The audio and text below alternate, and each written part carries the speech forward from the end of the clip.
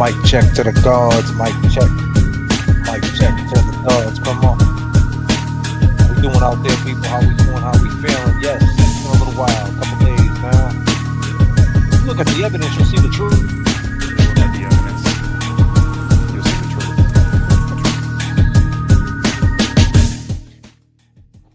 The boy next door. That's what they called him.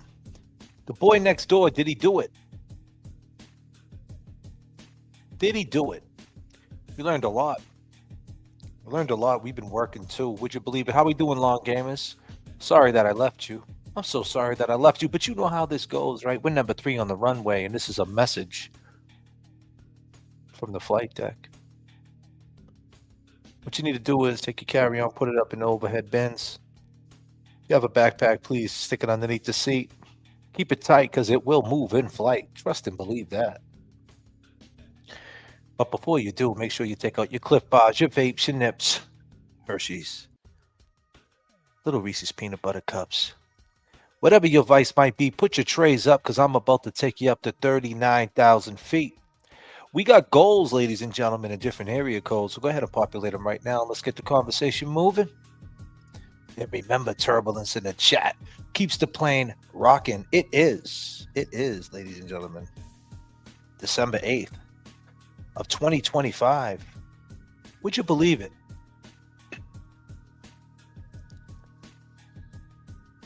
Would you believe it?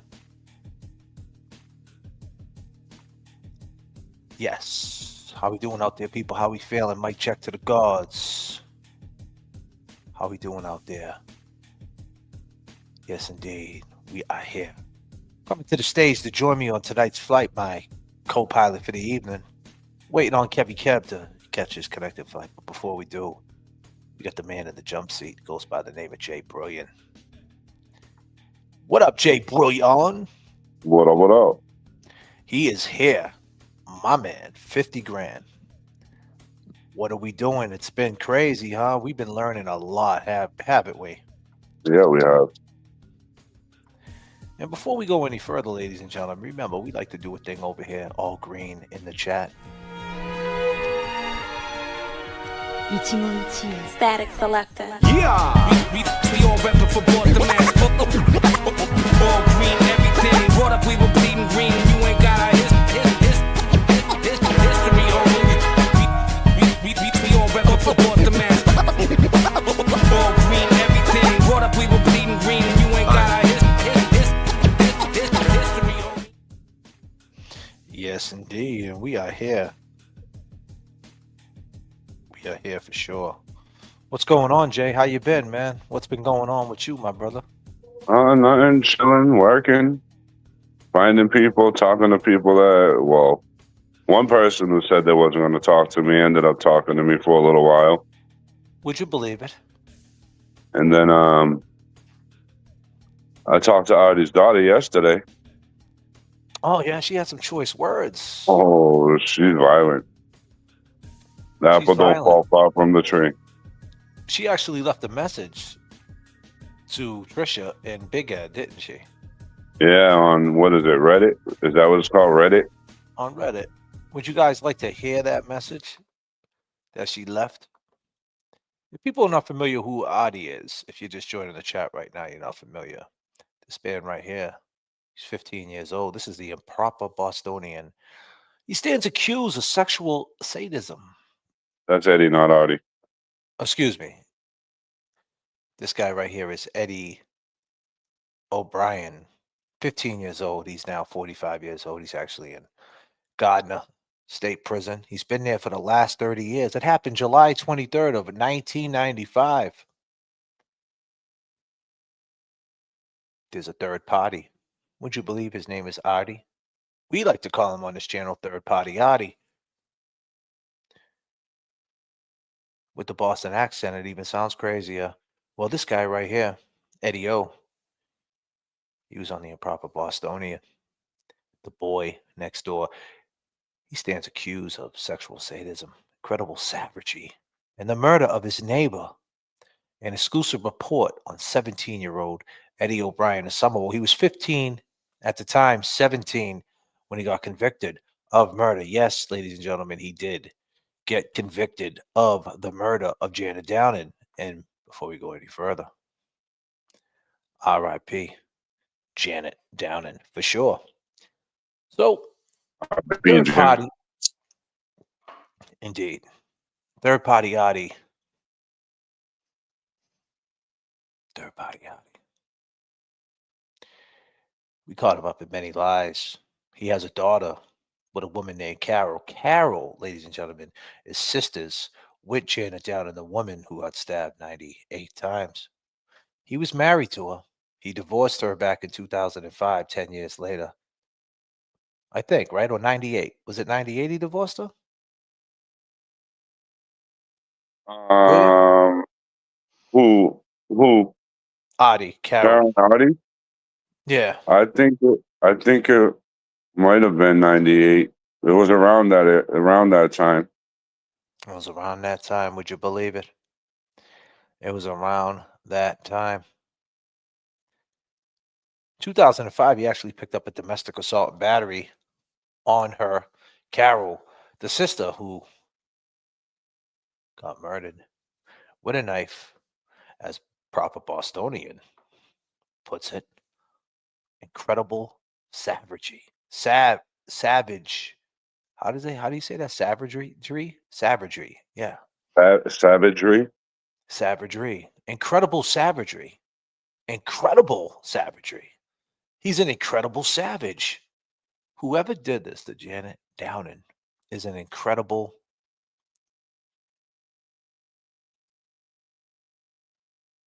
savage.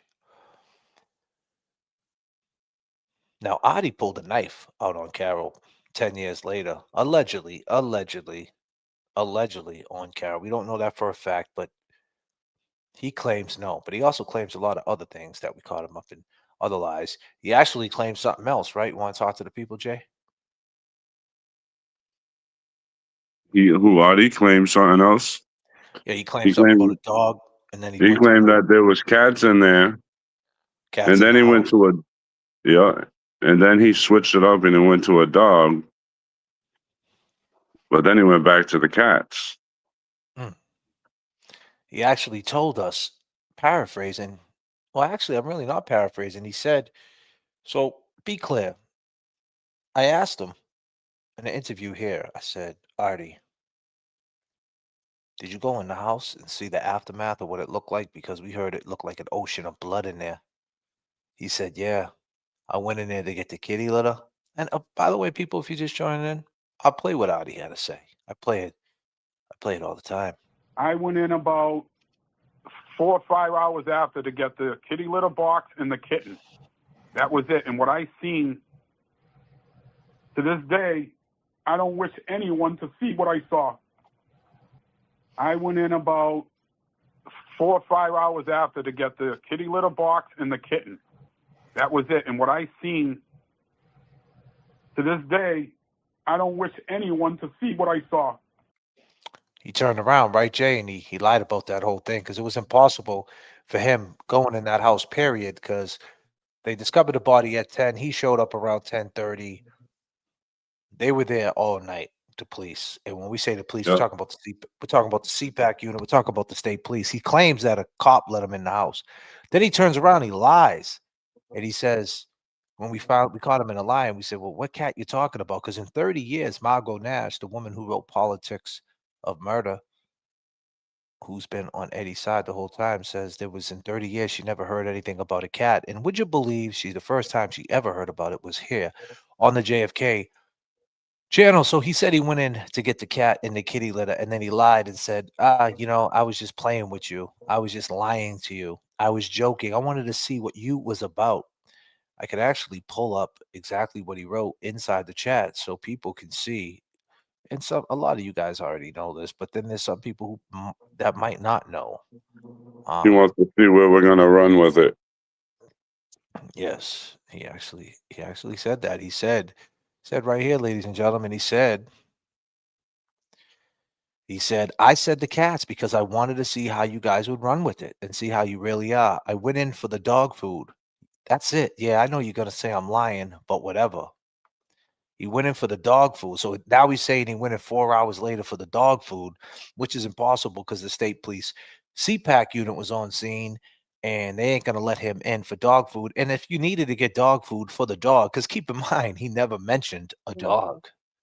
And when you get to meet Kevy Kev 781, he hammers that point home every chance he gets. Oh yeah, he does. Every chance. He never mentioned the dog, and he said he went in to get the dog food. And let's just say that was true, right?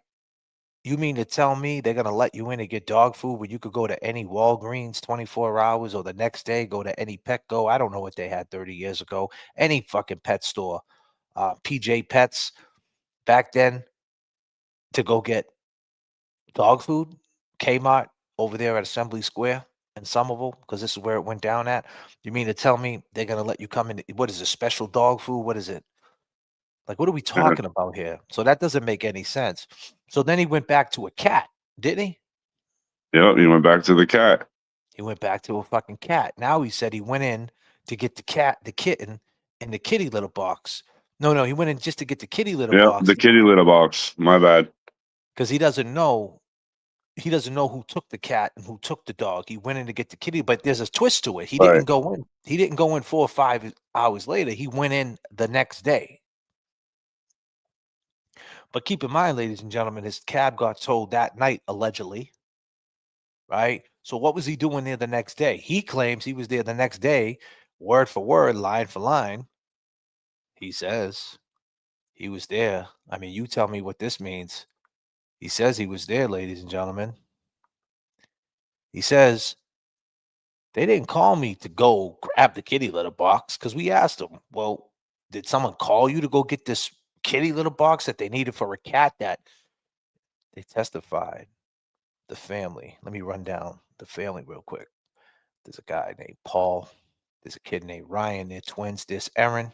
There's Carrie Ann. They live at 71 Boston Street. They were the kids of Janet Downing. They all testified they didn't have a cat. And they also testified on the side of Eddie O'Brien. They didn't have a cat. And the reason why there was a big inquiry of this cat or kitten and why were they talking about a feline is because would you believe that on Janet Downing's body, when they discovered her, she had cat hairs on her, but she didn't have a cat. Were the cat hairs transferred by somebody? I don't know. But where the fuck did these hairs come from? And why is Adi the third party culprit? Lying. And right here he says, no, they didn't call me to come get this kitty litter box. I went the next day to see how the investigation was going. At that point, he wasn't even arrested yet. So then I asked him, well, if they didn't call you, what'd you do with the kitty litter box? Where'd you bring it to? He says, well, they wanted to where the cat was going, to my understanding. So you went to go get the kitty litter box the next day. They let you in on an open murder scene. You just admitted yourself no one was arrested yet. They didn't know who did it, what did it. And then you said in the same breath, because they wanted to know, to your understanding, they wanted this mysterious kitty litter box to where the cat was going. And then we asked them, well, where was the litter box? If you go all the way down to the bottom of your screen, ladies and gentlemen, let me just move this out your way, ladies and gentlemen. If you go down to the bottom of your screen, we asked him where the litter box was. He says the litter box was in the kitchen. Well, there's a problem with that, isn't there, Jay Brillion? Yes, there is. Can you show the people that's on the screen right now what we're seeing right here? That's the house. The way you go into the foyer, the way you go into the living room, and then you have to walk across where the murder scene is to get the kitty litter box. So you got to go through the dining room to get to the kitchen? Yep.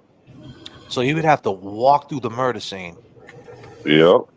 And So all that blood. Yeah, so let's show the people what that looked like. He would have to walk through this to get a kitty litter box, right, Kevy Kev? That's right. He'd have to walk right through the kitchen. right through that, where all that blood we're seeing right there, where Janet was. Yep. And who is Adi, the third party? What did he do, Kev? What was his profession? He was a cabbie. He drove cab. And he also, on the side, he was Dimebag Sally. God damn, Kevin Kev. Hey, man, I'm only speaking the truth. Oh, That's all we do here, brother. I missed you, buddy. I fucking missed you. God Dimebag damn. Sally. God damn, Kev 781 on the Cash App. God damn. Let me take some of this turbulence real quick. We got goals of different area codes. Becky coming through, always holding me down. Becky's good people. Denise, welcome back. The guys did a great job holding it down. I heard, and we're gonna go over that. I heard my guy Kev. I want to see more of that. Christmas goals, $5. Becky coming through. She gifted 1 JFK membership. Nurse of Interest, been a member for 3 months. Mitts gifted 5 JFK memberships. What the duck is dropping it. You spoiled us going live every night for 3 weeks. That last 48 hours seemed like weeks. Welcome back. Well, we're back now. Welcome. What the duck? Welcome back. Third party yachty ain't no smarty. For real, Denise. And then we got our boy Norman Corey, of course. Let me give a big shout out to all my mods. What the duck, of course. Natalie making changes. And Josie, but she's on a vacation far away.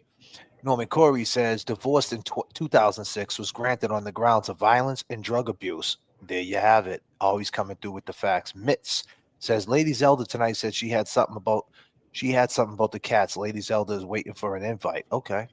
I'm gonna have to get through to her. I have to talk to her.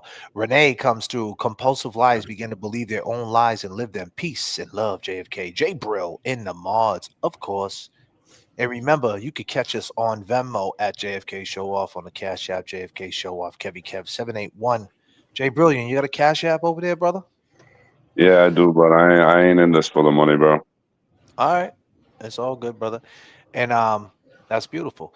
Yeah, and we're open 24 hours a day if you guys want to throw any donos our way, just to let anybody know. But yeah, that's the gist of it, what went down. So as we talked about Adi, we unraveled some things, the lies, obviously, and to swing it back to Jay Brill. You actually talked to Adi's daughter. I did. I messaged her yesterday. And what does she have to say to you? She made some nice nice statements to you, huh, brother? Why don't you tell the chat what she said, and why don't you tell the chat her name too, if you can, if you want to. Her name's Ashley Ortiz. And I messaged her to reach out to her to see if she can have her mother reach out to us, because I've been trying my hardest to get a hold of her. And she had nothing nice to say. She said I can drop dead.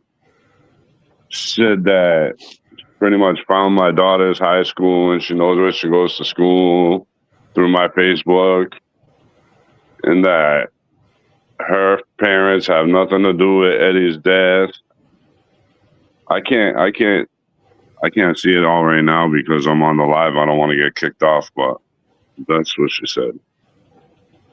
Well, it sounds like the apple Well, she don't also- fall far from the tree, huh? Yeah, and she also, can I say also what she said about your daughter, if you don't Yeah. mind? Well, she also said she knows what school his daughter goes to. Now his daughter doesn't go to that school no more. Well, maybe she does. Who knows? But the point is, at the end of the day, she said something about his daughter. She name dropped her daughter. So come to find out after, he actually talked to Trisha and Big Ed, and they said he made a phone call to them. So, ladies and gentlemen, let's introduce you guys to Adi's daughter. Her name is Ashley, and this is what she had to say to Big Ed and Trisha. This is her words, ladies and gentlemen. Everybody say hi to Ashley, though. Everybody wave hi. Hi, Ashley Ortiz. Adi, this is what your daughter's saying to people on the internet. She needs to calm the fuck down. Yeah, Trisha, your son is a murdering scumbag predator. He's never going to get out of jail. Stop fucking pointing the finger at Janet Downing's brother-in-law. Your son had her DNA on her leg. End of fucking story, you stupid cunt. Yeah, Trisha, your son is a murdering scumbag predator. He's never going to get out of jail. Stop fucking pointing the finger at Janet Downing's brother-in-law. Your son had her DNA on her leg. End of fucking story, you stupid cunt. Wow. Yeah, Trisha, your son is a murdering scumbag predator. He's never going to get out of jail. Stop fucking pointing the finger at Janet Downing's brother-in-law. Your son had her DNA on her leg. End of fucking story, you stupid cunt.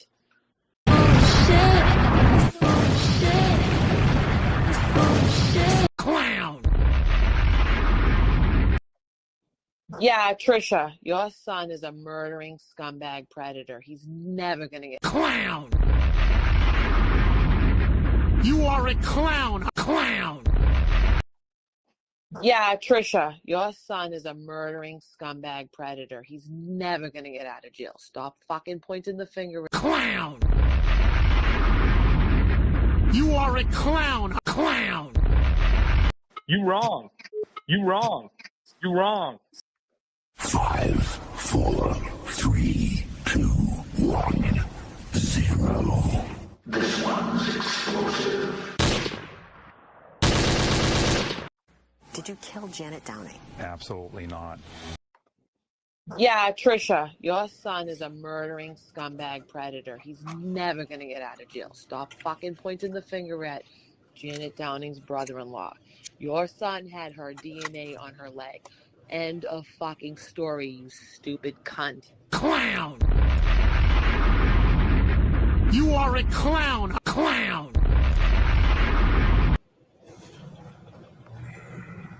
And you notice how she says Janet's brother-in-law, not my father? Mm-hmm. And which leads me to another point, something else that I heard. Goddamn.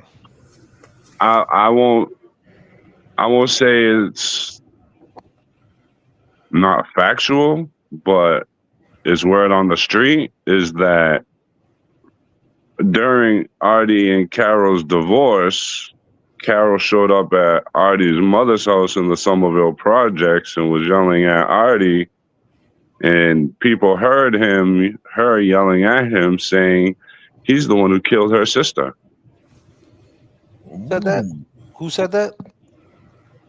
People at the stadium, the Somerville projects, told someone that told me. I'll tell you off the air. I won't tell you on the air. Who was saying they killed? Carol was saying that? Carol told Artie, was yelling at Artie out the window of her car to Artie that he killed her sister. Wow. Well, here's the thing. God damn. That's crazy. But keep in mind, though, too, if that's a rumor that's been out there and she hates Artie for whatever reason, she's going to throw that in his face. You know what I'm saying? Almost I definitely.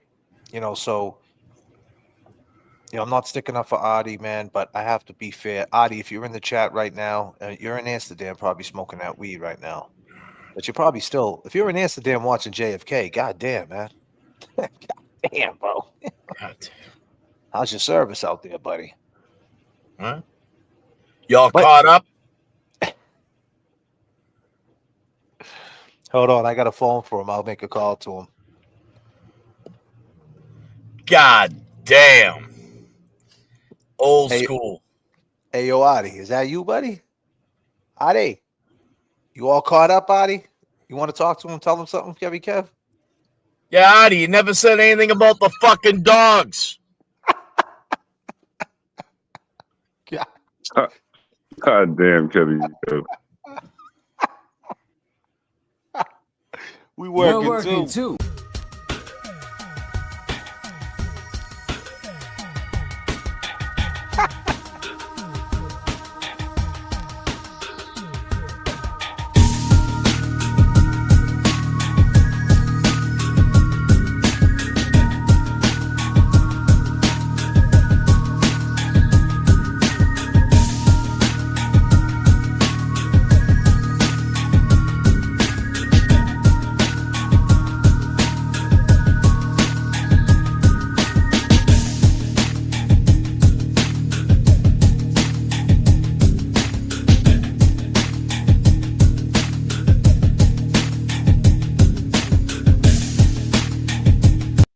we was out in Miami, and I talked to our boy. Found Santa Claus in Miami. What are you doing, Santa? Hey Santa, why ain't you in Cambridge anymore? Where you been? Is that you, Higgins, with the... Bro, we're going with vintage frames.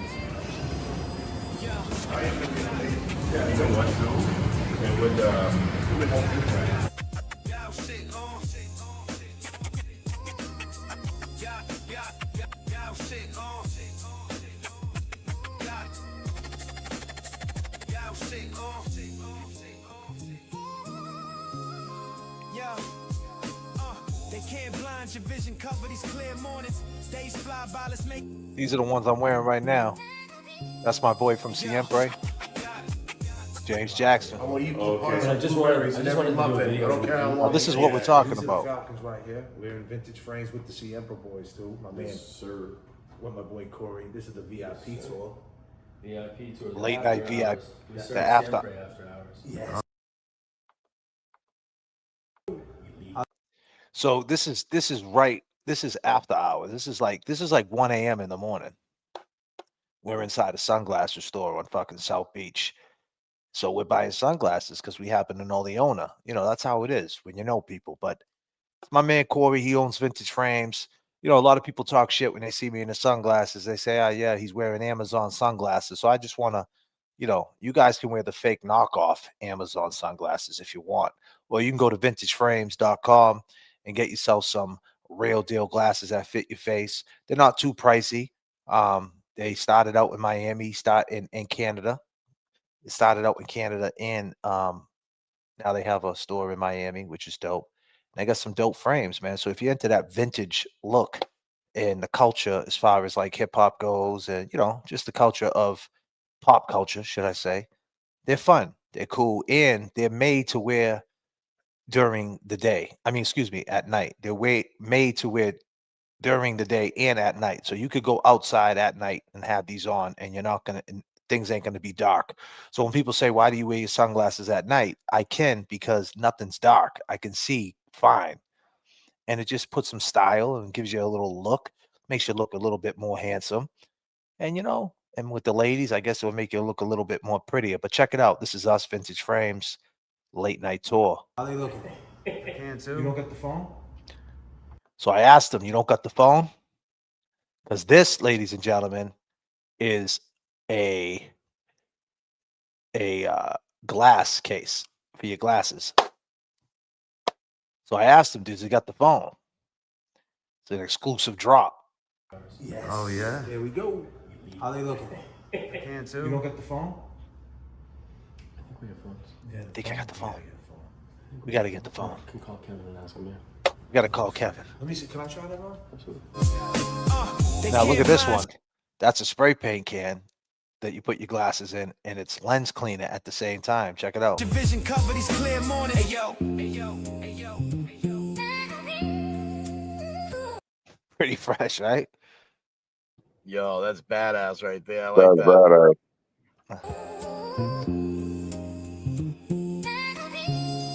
Yo.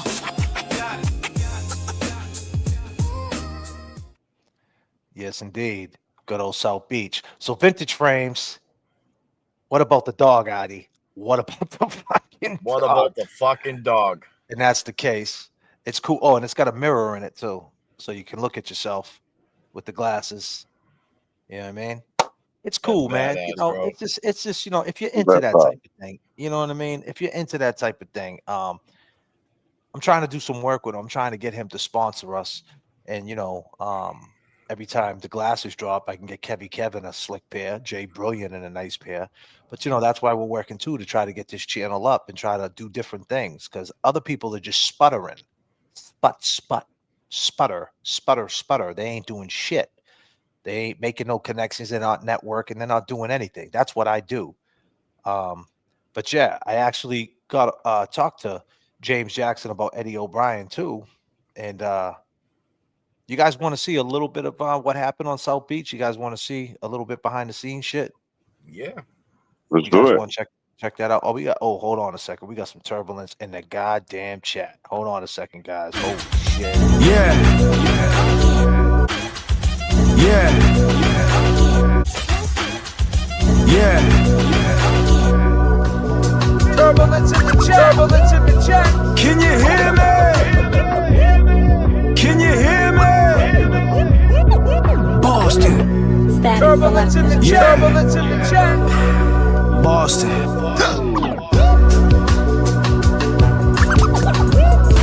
Can you hear me? We got the girl, our girl, Nan. I don't pay enough to take me to Miami with you. That's okay. I was in the Bahamas last week. Come on, girl. You already know. You got to book a trip like ASAP. What are we doing here?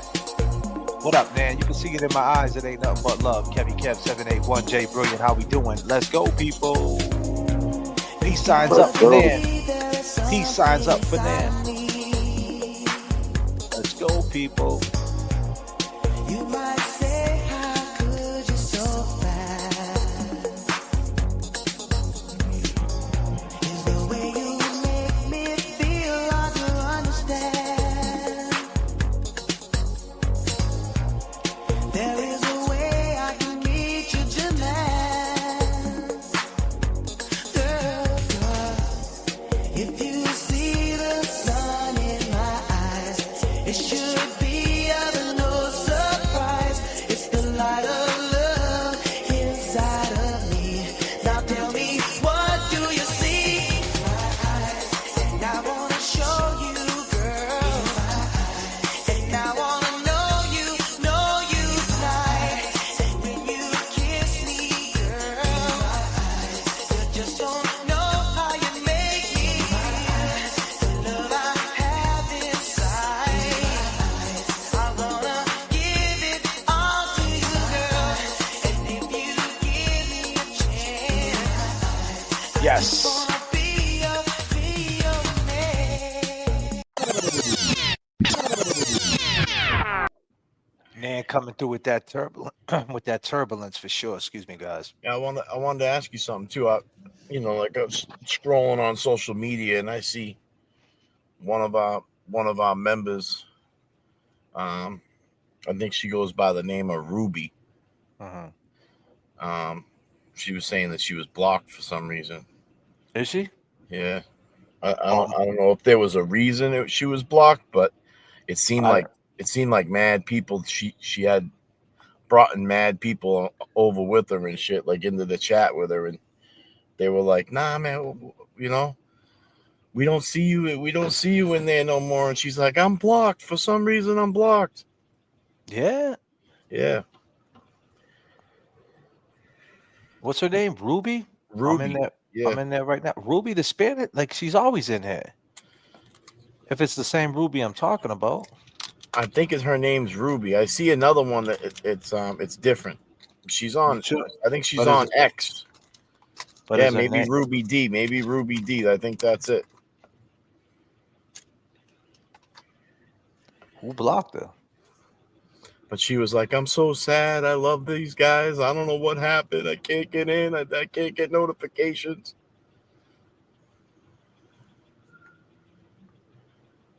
Damn, I see some people that are blocked that I thought were cool. I'm going through it right now. I see a lot of scumbags though too that should be blocked. Yeah, good. Yeah, they blocked me one day too because the chat was going so fast. They said. I mean, I don't know. I know we got our mods out there. They might know better than me. They might have a fucking cliff note next to the name for goddamn. But yeah, free Ruby. Ruby? Ruby D. God damn. There's so many people blocked. Holy shit. Ruby D. I'm trying to find it.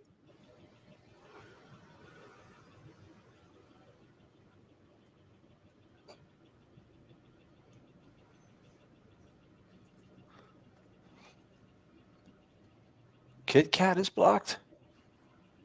Amber K.I. is blocked. I thought Amber K.I. was cool. Ronnie B. My eyes are gonna pop out of my head trying to find this shit. Well, I'll remember it. I mean, I don't want you to go crazy. Her but name. I just wanna... Her name ain't. It ain't. It ain't Ruby. You sure? Yeah. I'm looking for it right now. I do not see no Ruby, man.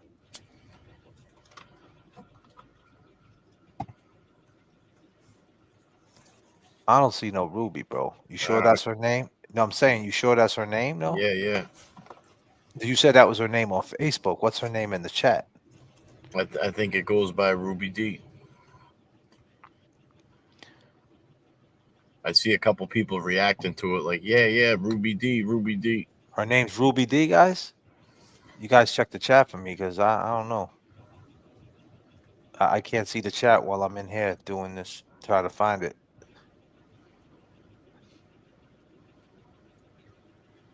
Rocca Maria Morel, she said yes. I got Lisa back to the 80s. Samma Jones, yeah, that chick needs to stay blocked. Red Pill, Maureen. I thought Kit Kat was cool.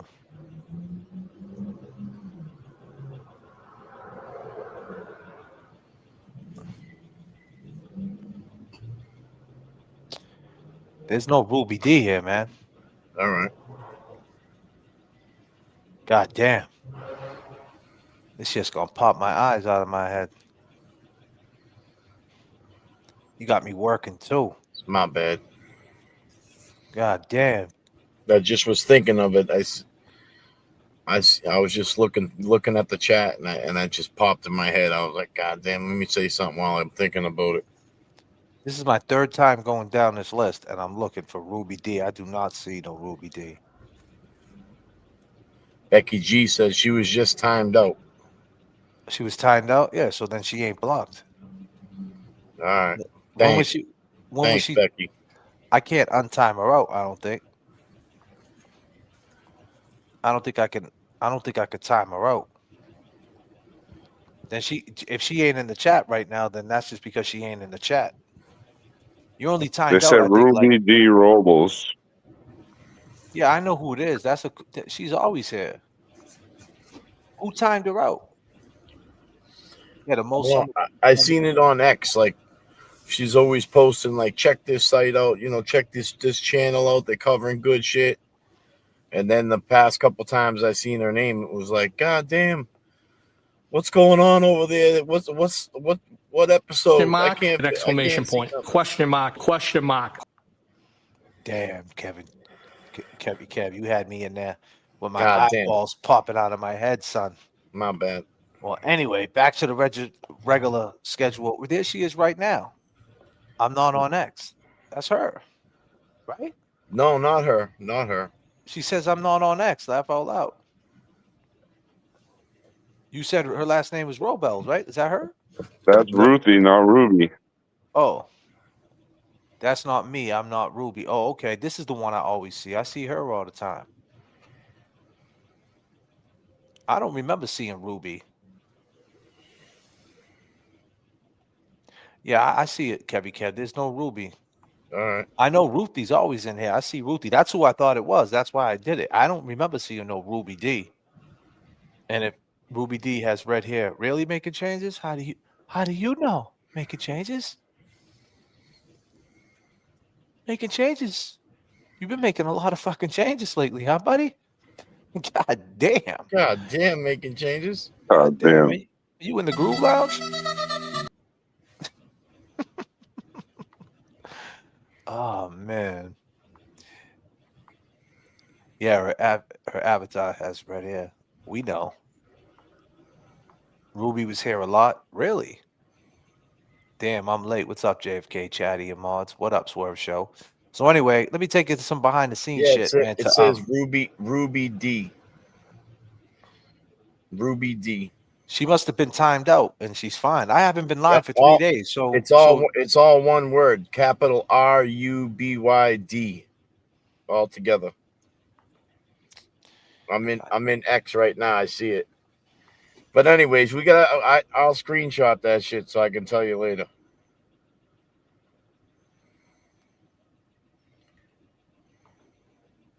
God damn, man. I'm gonna look one more time, man, because I'm cool like that. God damn, dude. God Damn, this dude got me looking again. She got a picture of red There's hair no with pictures. There's no with the pictures. orange. There's no pictures. I can't see a picture.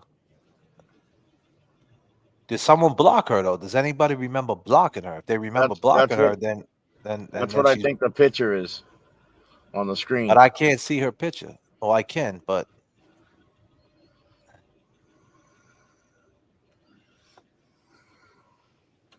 oh, that's her handle on X. Goddamn. Yaya was blocked. Yaya ain't our friend, is it? Well, Yaya? No, that's not funny. Yaya ain't the Dominican chick from Peabody, right? That came to the show. Now I gotta go in there and see, bro. I'm just gonna unblock Yaya, man. Cause Yaya, I think was You might she want was to cool with unblock a us. bunch of them because sometimes it goes so fast and they block people they shouldn't.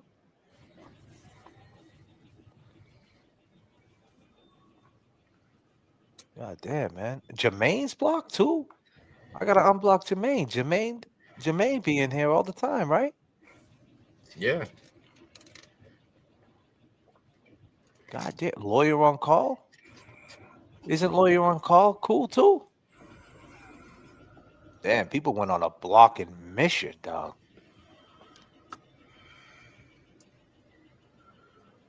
Yo, we had somebody that was a bug in the other night. My last live I did, man. Charlie. He was trying to get through. God damn. Yeah, that dude was crazy because I'm not gonna say it was him, but that dude really sounded like Paul Jr. Yeah, Charlie, you out there? Yo, Charlie, you out there? You got some whiskey? What happened? Talk about it. Now this dude became a bug in the chat, and he was like being real persistent, like, yo, answer the phone. I got big news to tell you. Answer the phone. I'm calling now. Answer the phone. He was going back and forth. Then he was like, if it helps, I'm white. Oh, wow. And I was like, I had to put him up on the screen down there and said, Charlie, we don't roll like that over here, man. We don't pull no race cards over here.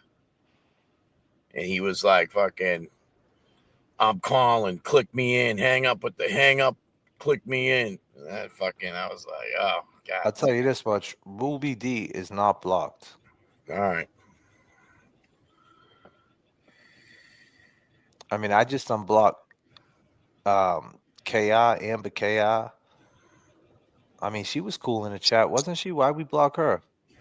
While you're in there, you said Ronnie B. Is that my brother? I don't know. Is it? God damn. Nah, it says. God damn, man, my back is gonna break trying to look at this shit. I'm not worried about it. No, I got it. I'm gonna look. You said Ronnie B? Yeah, Ronnie B. It's Sorry. just with a blue. People. We're just doing a little bookkeeping and shit. God damn. It's got a little blue insignia, like little blue R. No, it has Ronnie Brill on. Nah, it's not him. It's a Ronnie B. It's a lot of people blocked, but no Ruby D. Not that I see. All right, I'm cool. Sorry, guys. That was a big waste of time. I unblocked a couple of people. I hope if you were blocked, I did you a service. Ruby's chilling backstage. Well, that's what I'm saying. If she's putting stuff on Twitter, what the duck come through with $10. Sometimes when the chat is flying, we at time an asshole it's possible someone gets caught in the crossfire. We don't block anyone. We time them out. Worst case yeah, that's what I'm saying. Worst case Mama scenario. Duck, man. Mama Duck knows, man. Happy you had a safe flight home. You too, E-Pags. You home now? Also, YouTube have been blocking people, even members from other channels. That's crazy. That's crazy. But yeah, let's do some behind the scenes shit of some Miami right quick, man. With me and our boy. You're here? But this pool's way nicer. You're here? But this pool's way nicer. Dope. We out here. Mind your business, Static Selector. Push ups, you're in the room, you know what it is. Emerald, aka James Jackson, though. I'm getting fit over here. He's James Jackson. We out here. Yeah. Mind your business. So that's my partner, Static Selector. Static Selector. Push ups, So you know we're in the room, right? So across the street they had F45 Fitness, which we could use, but it's a fitness class, and they want us to sign up for the classes. Down the street they had the Equinox, right? I wasn't trying to go to the Equinox. They got Muscle Beach. I was gonna go to Muscle Beach, but it was way too hot out. So where we were doing Trill Static 5, actually the event, so to speak, the live stream, it was in this hotel. We was upstairs. We were like probably on the 5th floor. On the 8th floor was the pool, and then around the corner is where they had like the 2-floor joints where we had the studio on the bottom and upstairs, and we had our own pool in that area. So it was like, I was like, well, I'm not trying to. This right here is probably like 11 in the morning, and we were starting to put together the album around 12. So I was like, man, if I walked to Equinox, which wasn't far, it was like 7 minutes, and Crunch Fitness was probably like 10 minutes. And then F45, they wanted to sign up for a class, and I wasn't trying to be doing no class. So I said, fuck it. I'm just going to do push-ups the old school way, right? So this is what James Jackson was doing. in the room, you know what it is. Emerald, aka James Jackson, though. I'm getting fit over here. He was getting fit just eating chips. Well, I banged this out. Eat some chips. Let's go. Let's count them. Great. 50 Here straight. we go. Count them.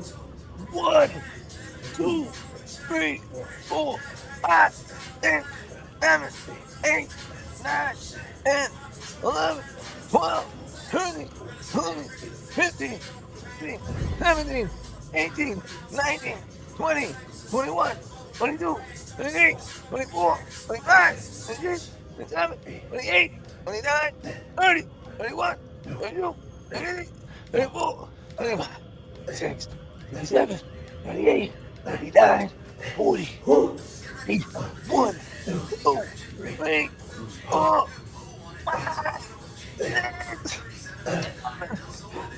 8, 9, 10. And as you can see, James Jackson was just chilling, eating his fucking chips. So, you know, this is in a nutshell what goes on with Mr. James Jackson. he was smoking weed, eating chips. Damn. I was in there trying to stay alive, man. So this is our Basil. I probably saying it wrong. It's Bazel, whatever. They like to say it a certain way. This is inside with all the art. Check it out. Molly coffee? Molly Coffee. Molly coffee. You already know.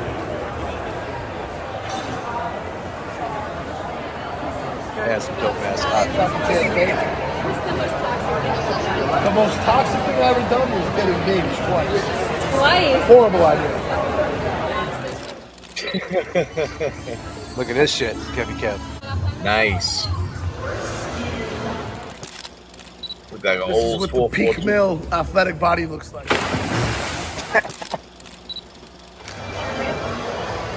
That shit's crazy, bro. Yeah, that's pretty cool.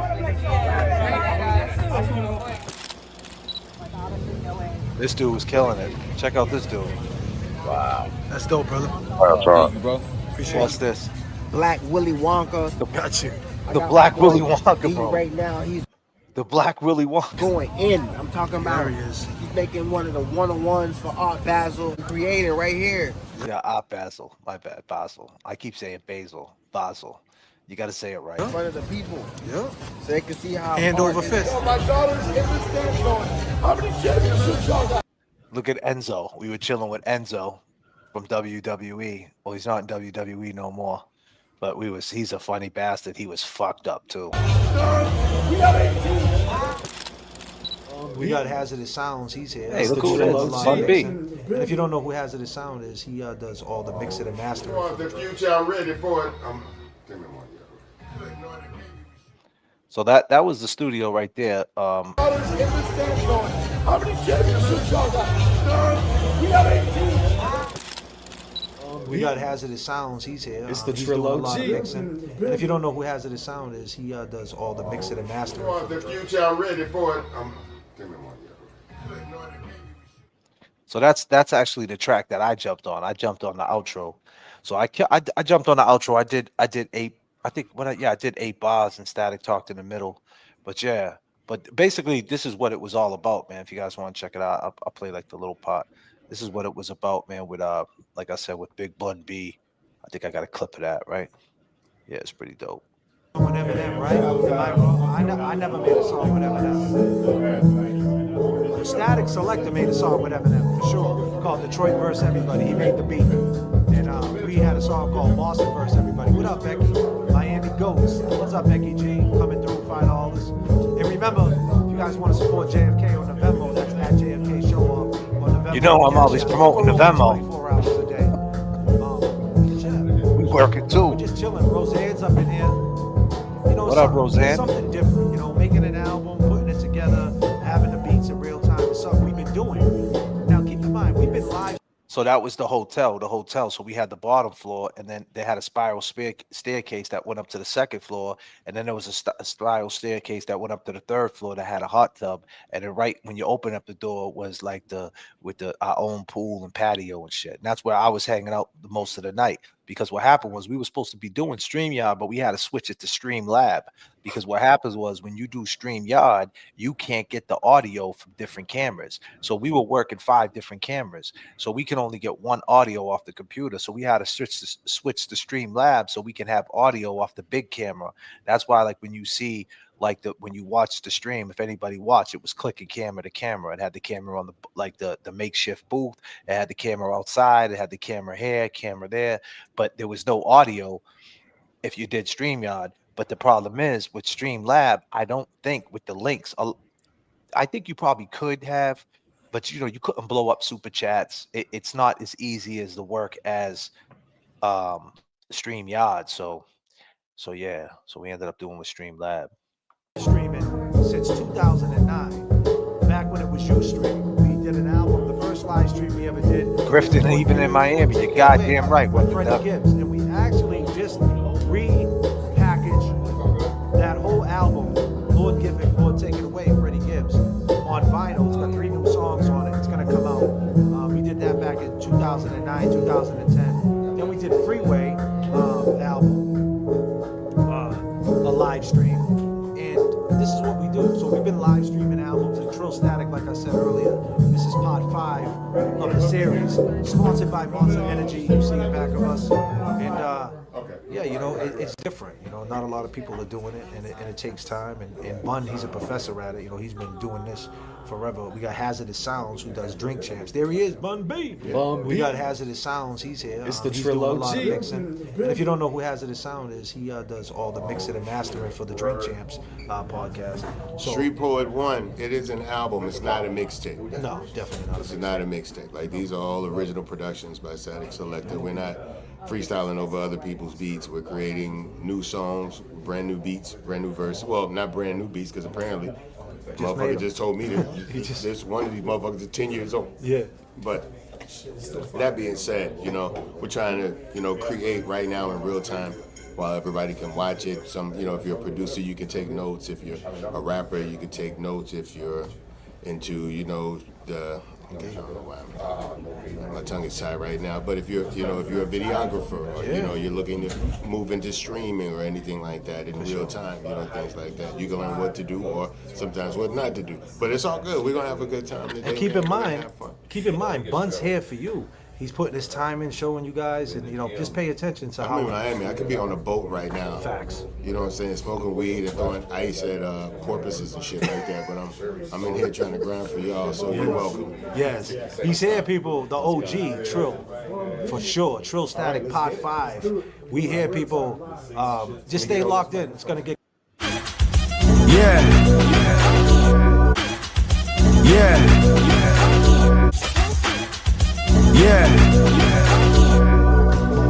Turbulence in the chat. Turbulence in the chat. Can you hear me? Can you hear me? Boston. Turbulence in the chat. Turbulence in the chat. Boston.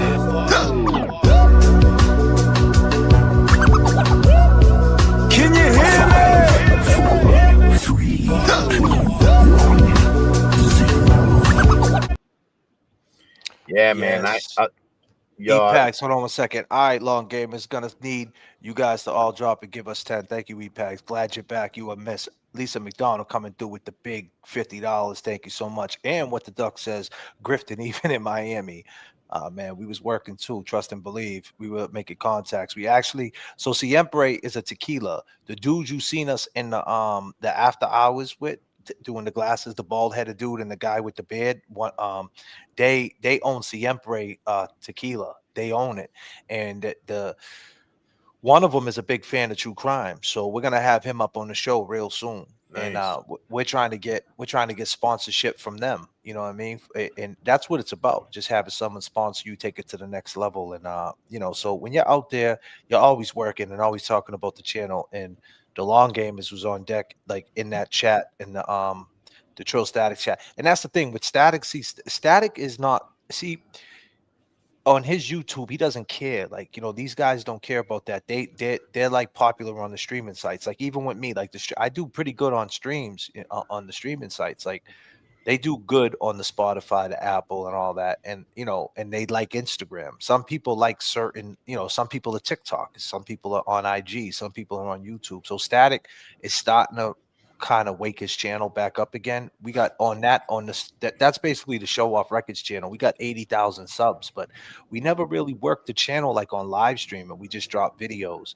And depending on the recognition of the name, the video does what it does. If it's a 2 Change video, it does bigger numbers. If it's a West Side Gun video, it does bigger numbers, obviously. If it's more underground, like, people who don't have a buzz like them guys, it doesn't do as big as numbers. But the point is, YouTube channels only work if you work them, and people are more active on IG with stories, and YouTube doesn't have that, right? They don't have stories and things like that. So, but we're trying to wake that channel back up and trying to, we're going to bring content to that Show Off Static Selector brand. We're going to start doing like live streaming over there too. Bringing in legends like Q-Tip or Busta Rhymes, or just bring people up on the links and start like getting that channel more active and talking to the people, having backstories. And but yeah, it's something that takes time. You guys know this streaming things, if anything, what it does, everybody here, it takes time for everybody involved. It takes your time. You guys are here watching. We ain't nothing without you guys, and we're here speaking what we're speaking. So it all takes time to put it together. And some people don't like being talked shit to in real time too. Keep in mind, that's one of the main reasons why you don't see a lot of interviews with rap or certain actors and things like that on live streams, because they don't want to get attacked in real time. Some people just don't like that, because you don't have to tolerate it. You do know that, right? You don't have to tolerate when people are being pieces of shit. I get it. First Amendment. I get it. You could be a scumbag. I get it. It's legal. It's fucking legal.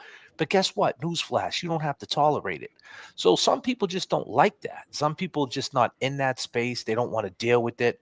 They don't want to feel it. They don't want to see someone say, "Hey, I think you got a big head. Hey, I think you suck." Some people just don't want to see that shit. You know that, right? Like, so that's what the mods are for, right? But it's crazy that in this space that we're in, it's grown ass adults saying these things. But yeah, that's basically to sum up what happened over there. James Jackson came out. We had a good time. Just that's the other hat I wear with MC, and that's Trill Static Pot 5. That's the 5th time we did that live streaming. But we talked about Eddie O'Brien out there. I actually talked to Jeff. So I talked to Jeff, who's tuberculosis. I hate to name drop his name, but I'm not saying it in no negative way.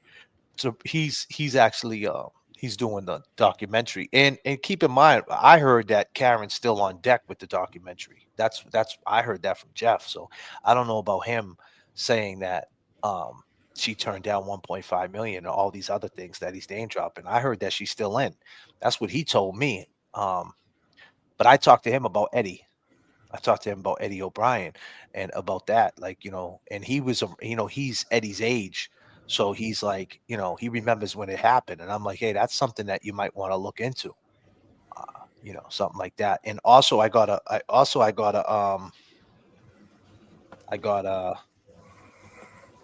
an email. I forget who sent it to me, but that's where I got the Boston proper Bostonian I think it was by a woman named Wendy, right? I don't want to say her name. I think her name was Wendy. If she's in chat, what up, Wendy? She sent me that. She sent me all the articles of the Improper Bostonian, and she sent me the woman who actually put that together, who was there during the trial back then. And I'm gonna try to get her, who actually like put that article together in that time in that space in 1997, to come on the show. So, what have we learned? We were out there networking in Miami. The whole time I'm talking to my boys, Kevy Kev, I'm talking to Jay Brillion. We learned that Ashley, Adi's daughter, is saying some wild shit to Trisha. And this is what she said. We learned that, right? Here's Adi's daughter. Yeah, Trisha, your son is a murdering scumbag predator. He's never going to get out of jail. Stop fucking pointing the finger at. Okay, but guess what, right? And we also learned something too. We learned that Jay Brillion actually talked to the woman who owns Green Cab, right, Jay Brillion? Yes, sir. I did today.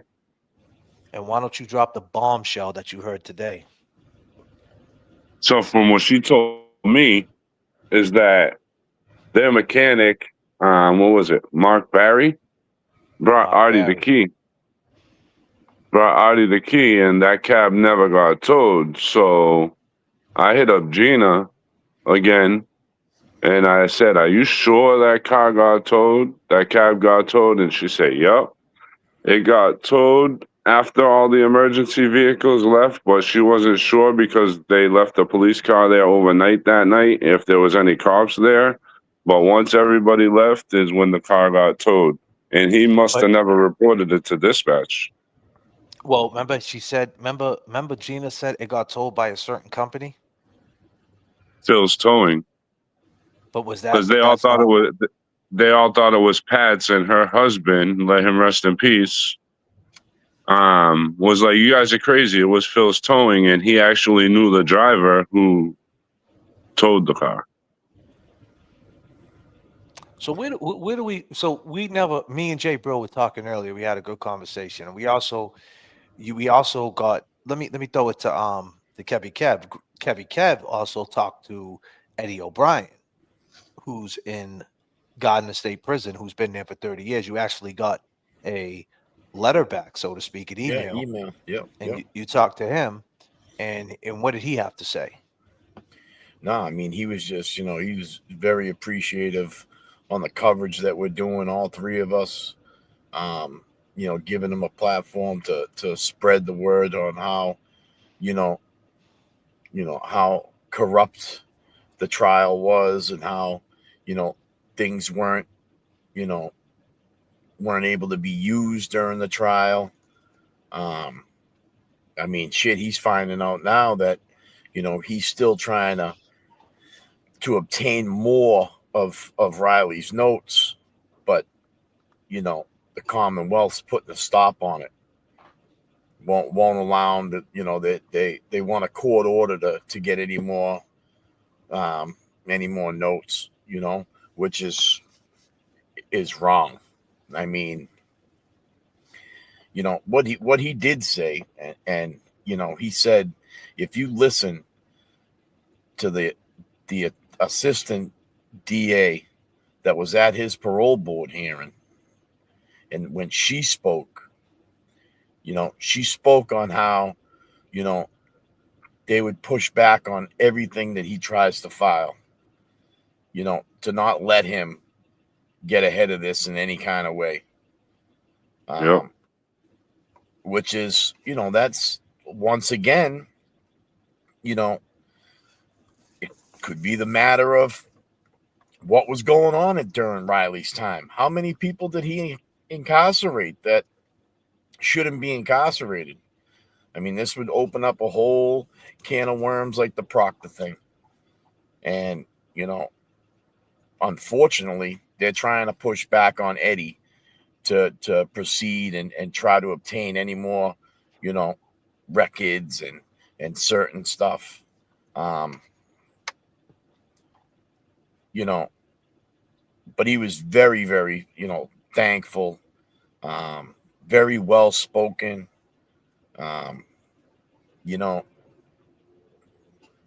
he's just, I mean, he's needed this. He's needed people to really look at this, To advocate for him. and to advocate for him, because, there is a lot of bullshit that I'm starting to see that was thrown in your face, to make you swerve and to make you look another way and to make you look this way. And you can see that it's, old school fuckery, the way it was, the way it was, the map was drawn out to put Eddie behind bars. And there was definitely a fucking narrative. Let me back up a little bit. So we talk about the tow company. She said who towed the car again? J. Bro? Gina said Phil's towed the car. Phil's towing. I talked to Phil's towing, the owner, like a little while ago, and he don't remember nothing. He said. No, he don't remember. But what did Adi say? He said the cab company towed his shit from the garage. He said his garage towed it. But she's saying Phil's towing towed it. Gina said Phil's towing towed it. The owner of the cab company said that cab never got towed. That's my mechanic point. So brought them the key. Well, then he's lying, because if she's saying it was Phil's towing, he's lying, because what happened was, if they came to bring him a key, maybe he had that on backup. You know what I mean? If he had to get out of there. Right, which I'm thinking is he never reported the cab getting towed to his boss or the cab company, so they had no idea of it. He did it on his own. He called Phil's and had it towed. Exactly. That's what I'm getting. Well, that's and you know who said that? Speaking of who just came in, Free Kelsey. Free Kelsey, ladies and gentlemen. Is this the same event I saw an older clip of, but you were outside like a big lot behind a building? Nah, this is brand new. That's not an old clip. I was in what you're talking about, Free Kelsey, is when I was in Bushwick Collective. That was in Brooklyn. That was Miami. You seen? That was just all different places. That was at the that was clips. That was at the certain different clubs. I forget their names off top. We were just running around out there. Oh, and MIA. It was just quick. And like I said, I can only put like 3 minutes up in StreamYard. They don't let me put like 10 minutes. So I did it fast, just to show you the characters we were around and the people we were around and the vibes. It was cool. It's just like, your man J.F.K. got friends. A lot of these other guys, they ain't got friends. And that says a lot about them. You know what I mean? It says a lot. It says a lot that you can't network. You're all about yourself. You got to learn how to work and play with others. So, it's hard living in your car. It really is. It's tough. It's tough. But, when you get out your car once in a while, you put the new car air freshener in once in a while, roll up the windows. And my man Kev just got me a new alternator.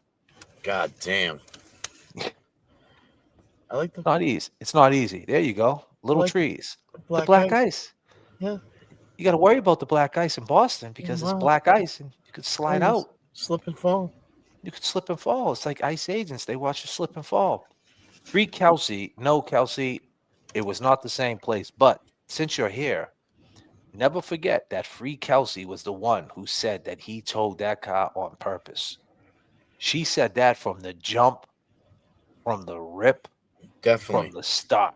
And I always give credit where credit is due. She said that shit, not me, not you. She did. She did. Free Kelsey. And the other couple nights ago, we did a live, and I said, thank you, Averill. I put a post out, and I said, why did Adi never leave the scene? Like I remember when Gina came up and talked, she was like, he was just out there. He was real antsy, kept checking his front pockets, complaining about his key missing. Oh, what am I gonna do? The key, they're gonna kill me. They're gonna be upset with me at the cab place, blah, blah, blah, blah, blah. Almost like saying fuck. He kept saying fuck. Yeah, almost like he, and then he gets the key, but he still don't want to fucking go near that car. Could have got to the point where, as the night went on, the state police show up. They want to take pictures. They're probably like, "Hey, who's fucking why do you think? This? Let's stay there for a second, right? Because a lot has happened in 48 hours. Like I told you, I just found out by Wendy the woman's name. Let me check that out so I could be a little bit more official on the woman's name. That that that the Boston. So Wendy sent it to me. I don't want to say her government. Yeah, her name's Wendy though. I gotta find the thread. Goddamn, Wendy. Oh yeah, it's right here. No problem. Good luck. Let me see the whole thread. What was her name? Of course, I can't find it right now, right? I don't know what's up with these Gmail sometimes. They be playing games and stuff. You know, I'm glad we stopped at this point because, you know, I really do. I think that fucking, you know, Adi's stories changed about the fucking who towed it, not having a key, cop giving him, finding a key, a cop finding the key. You know, and there's a good possibility that you know he went over by this fucking car, or he So went her in name. that trunk. I'm sorry, my brother. Yeah, that's where I want to stay. Keep that thought. Keep that thought. Sorry about that, bro. You I know, just want to get this out the way because I'm in my phone. definitely. And I'm gonna, right, yeah, but I want to stay there. Carrie Brett is her name who hooked up this Bostonian, this this right here back in 1997. And this was a big deal. This is no different than being on YouTube back then. You know yeah, what I mean? That's a big public that was in the stores. You know, look at that shit, bro. That shit's crazy. yeah. Right? And look what they said. The incredible savagery in the murder of his neighbor, an exclusive report of 17-year-old Eddie O'Brien Jr. of Somerville. Incredible savagery. Well, I'm just gonna say incredible savage because I just keep fucking up that word. But whoever did this is an incredible savage. But let's just stay there. So Kerry Brett is gonna come on the show. So I'm actually gonna give that email to our boy Jason Brillion, and I'm gonna have him hit her up just to keep it moving because Jay's just polished with this shit. And we're gonna set it up and we're gonna get her on and we're gonna talk to her about what she's seen, what she heard when she went to the trial. Yeah, she's an author. Kerry Brett is the author. Yeah, I'm sure of it. We're gonna figure out what she is. I mean, she's got something to do with it. I know that.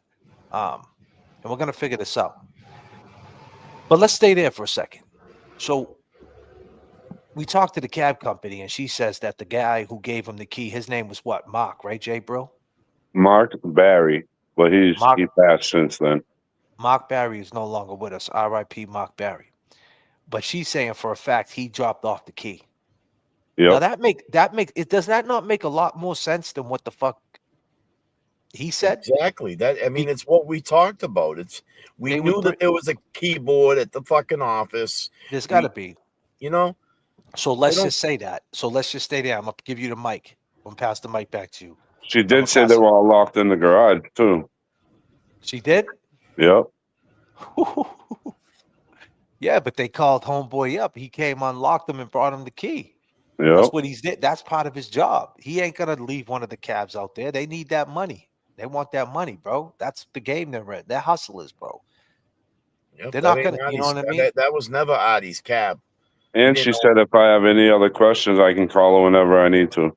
So we're working on right now trying to get this woman on the show too. Okay, so we can listen, we can ask her the questions, we can get the back end of the story of the cab company, what type of characters, like, hey, who was the famous cab drivers back then? Get some names maybe, and see if we can track them people down that might have worked with it, Adi back then. Old school cabbers that are still smoking cigars in the North End at 75. But here's the thing: why did he get the key and he didn't just get up and leave? You're saying what, Kevy Kev? Because he wanted to stay. He didn't want to go near that car. He didn't want to get, he didn't want to put the connection by being over by that car in case they were like, hey, pop the fucking trunk. What's this car sitting here? How long you been parked here? You know? But you just said that he could have been going in that car though too. He could have been. He could have been going in and out of that car. He could have went in the trunk. Now Yep, they're there saying, was a blood trail to the trunk, to the back of his car. and it went across the street. And Gina said she seen him coming up the opposite side of the street. He was across the street when she seen him. In the words of my boy Kevy Kev, Adi, you all caught up? You all caught up, Adi? God damn. Jay Brill, what's your take on it? I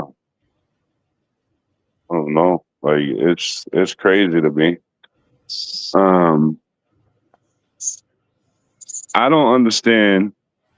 Like my whole take is, he said he didn't have the key. He got the key. He lied about, something. He lied about the cab to his boss not getting towed. Like, why wouldn't you call your boss and tell him that the cab needs to get towed? Listen, you have the this key. this lady is not gonna lie and say that fucking guy dropped off the key to him. Right? That's what I'm Can we saying. all agree? Can we all agree on that? Yep. She had no idea the cab got towed. This is what I'm saying. So he obviously did some shady shit. He did, exactly. And I don't mean to cut you off. I was just gonna say the same shit.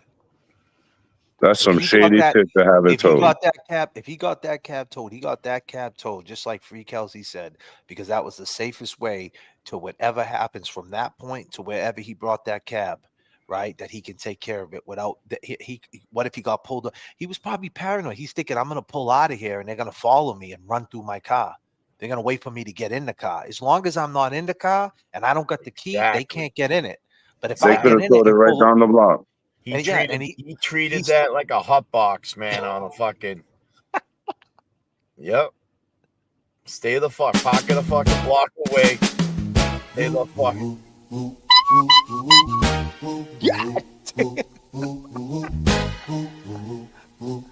Let's go, people.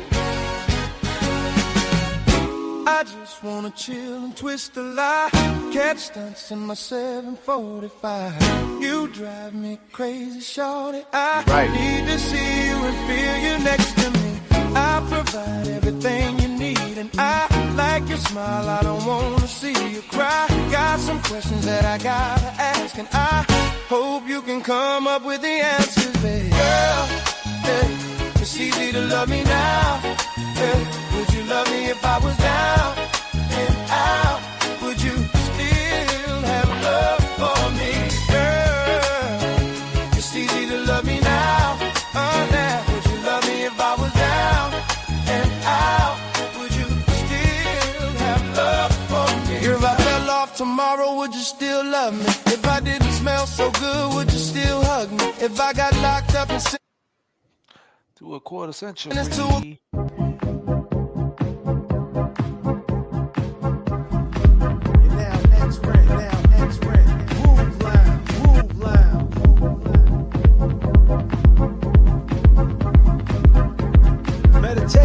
Meditation. Elevation. Dedication.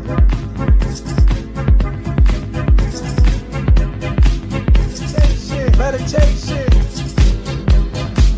Elevation.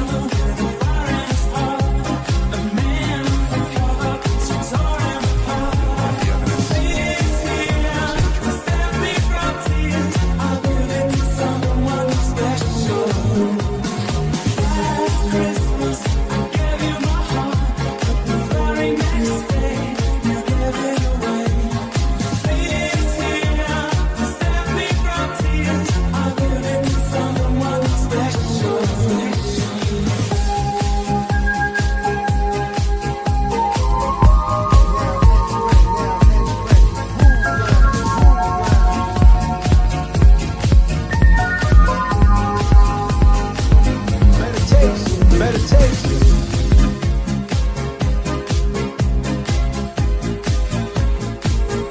Look at the evidence. You'll see the truth.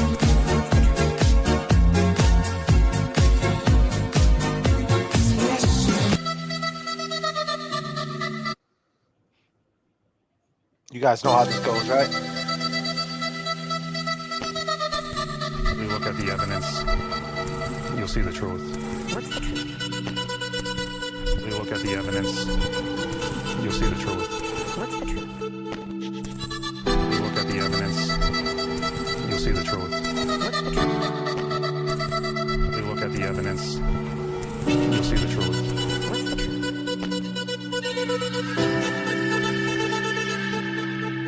Yes. This is a message from the flight deck, ladies and gentlemen. We're currently cruising at 39,000 feet. We're expecting some clear air turbulence. Whatever you're going through, whatever you're feeling right now, don't let that shit hold you down. Nope. Kevy Kev, what do you got to do? You got to get up. Everybody. We've been working too on this case real hard. They have Eddie O'Brien down 30 years, 98 times. Janet Downing got assaulted and killed. Everybody, I need you to get up. Let's go.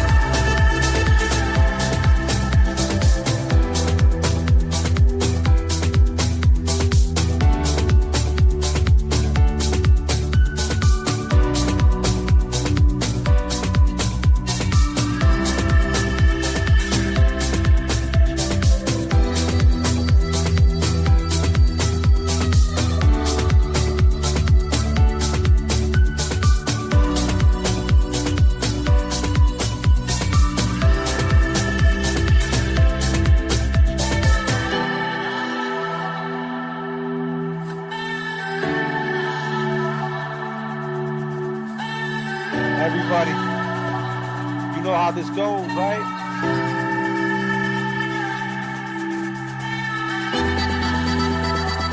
You know how this goes, right?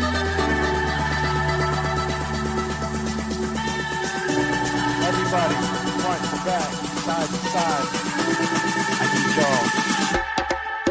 Get up.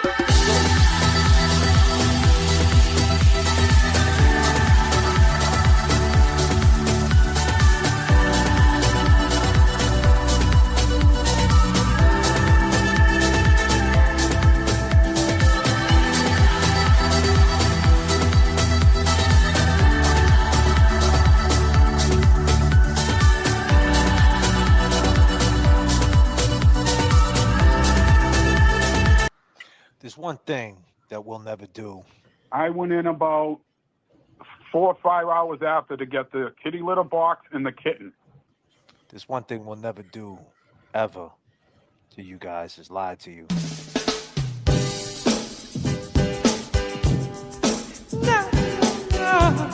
I went in about 4 or 5 hours after to get the kitty litter box and the kitten. Well, that's a motherfucking lie.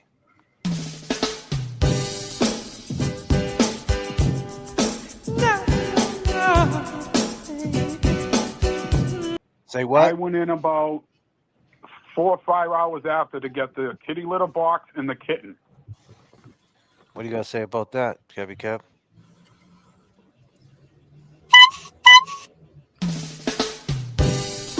Let's go, people. We will never lie to you. Oh. Here we go.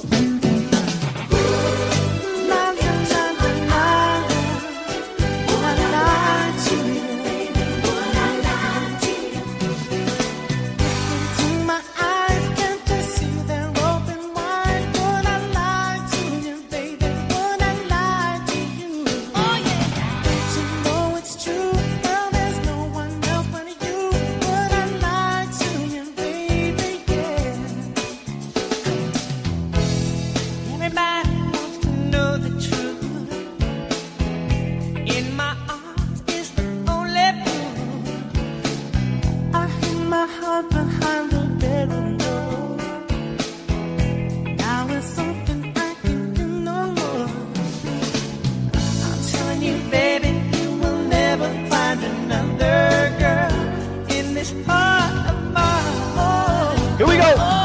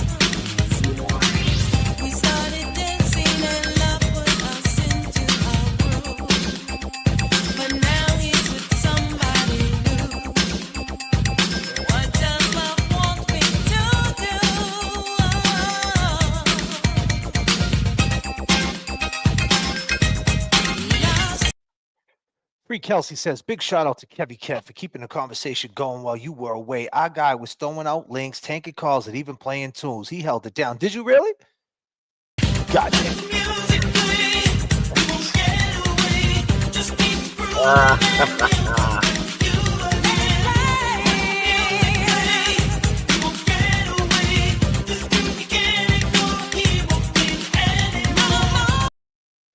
For some WD-40 for Kevy's horn. Let's go. Can I get it one time? God damn, some WD-40 and shit. I like that. That's the sound of the police. That's the sound of the beast. That's the sound of the police. That's the sound of the beast. That's the sound of the police. That's the sound of the beast. That's the sound of the police. That's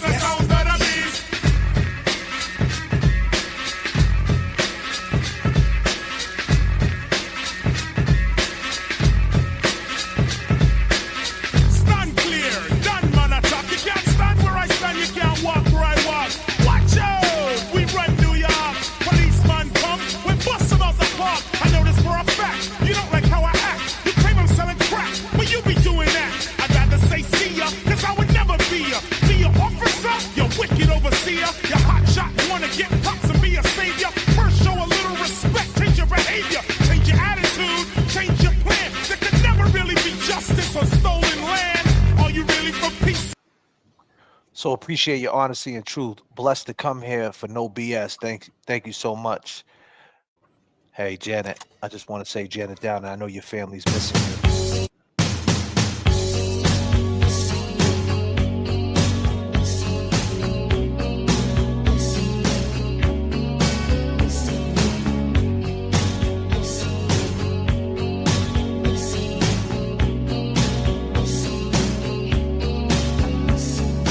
Every time I think of you, I always catch my breath, and I'm still standing here, and you're miles away, and I'm wondering why you left. And there's a storm that's raging through my frozen heart tonight. I hear your name in certain circles, and it always makes me smile. I spend my time thinking about you, and it's almost driving me wild. And there's a heart that's breaking down this long distance line tonight. I ain't missing you at all. Since you've been gone away, I ain't missing you. No matter what I might say, there's a message in the wire, and I'm sending you this signal tonight. You don't know how desperate I've become, and it looks like I'm losing this fight. In your world, I have no meaning, though I'm trying hard to understand. And it's my heart that's breaking down this long distance line tonight. I ain't missing you at all. Since you've been gone away, I ain't missing you. No matter what my friends say. And there's a message that I'm sending out like a telegraph to your soul. And if I can bridge this distance, stop this heartbreak overload, I ain't missing you at all. Since you've been gone away, I ain't missing you. No matter what my friends say. Can I take you back to 1986 real quick? Let's do it. Back when they came up with the Buick Regal with the T-tops, the Cutlass Supreme with the T-tops. What you drive? You driving a G-body tonight? Oh yeah. Oh yeah. What are you driving, a Regal or a Cuddy? Or a Cutlass. Malibu? Cutlass Supreme. What are you driving, Jay, bro? My Pathfinder. Oh, goddamn, we're in 86. They didn't have Pathfinders in 86, son. Damn. I'm in my General Lee. You're in a damn, you in the Challenger? Let's go. My favorite car. God damn. R.I.P. Janet Allen. Let's go.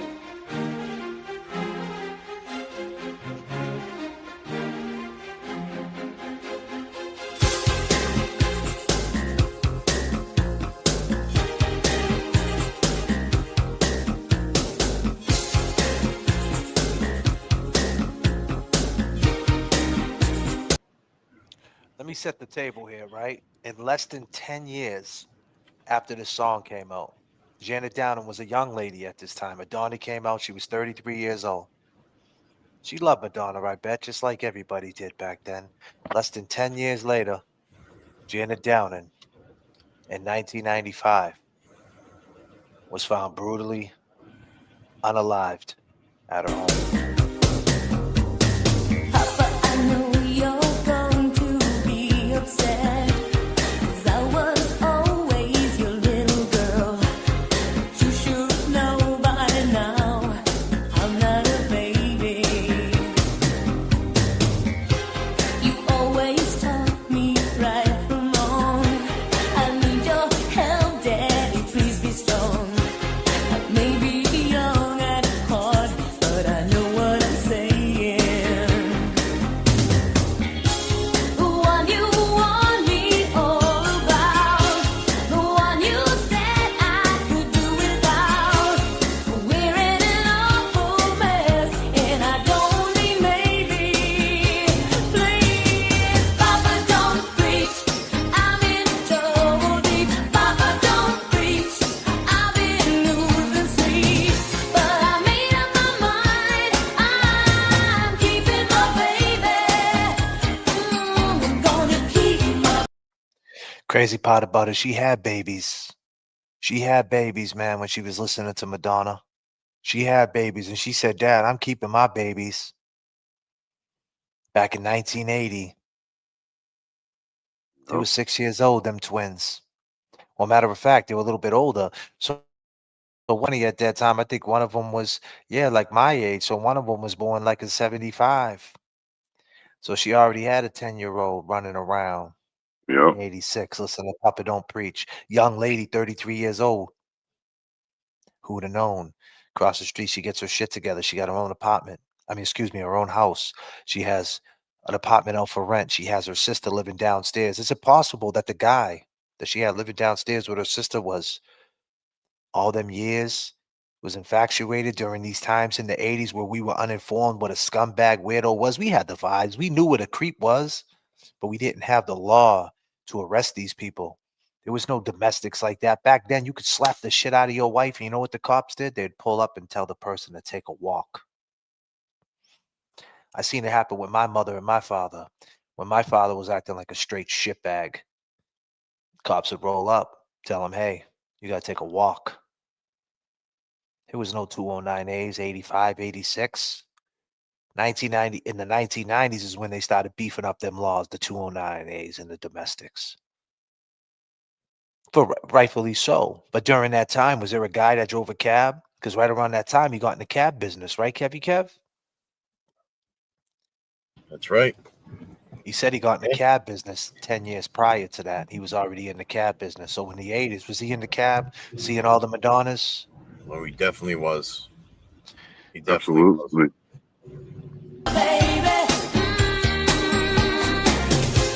He says that he's going to marry me. We can raise a little family. Maybe we'll be alright. It's a sacrifice. But my friends keep telling me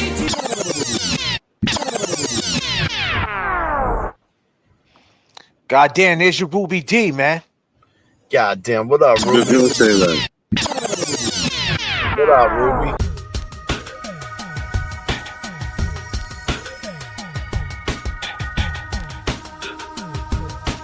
Fucking jailbroke you. We jailbroke you.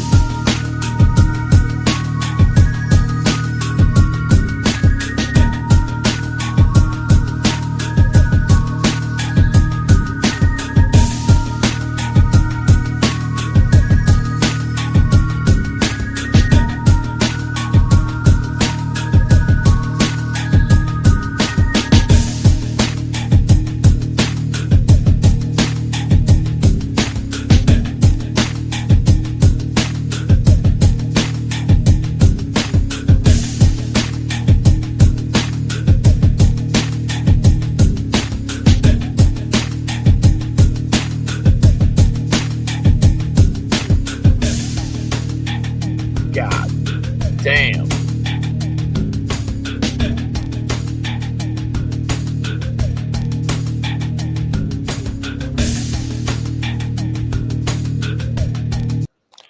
Ruby, just to let you know, for about a good 15 minutes, I went inside my YouTube studio. Right, Ruby D? I went into my YouTube studio and I ran a warrant check on Ruby D. And I was looking for the paperwork and I couldn't find if you were blocked. And I said, Ruby D's not blocked. I sat there for 15 minutes, name after name. I even unblocked some people because there were so many people blocked. And we were looking for you, Ruby. We couldn't find you. We're like, where's Ruby? Is that her name? I thought she was locked up. Kevy Kev was so worried about you. He said, JFK, I went on Twitter and there's a girl named Ruby and she has red hair. I said, well, Kevy. I said, Kevy Kev, how do you know she got red hair? He said, because her picture, it has red hair. In an orange. orange. Is that symbolic? It's citrus. And you know what? We were so out of touch with you not being here. God damn. Let's go, Ruby D. Let's go. Woo!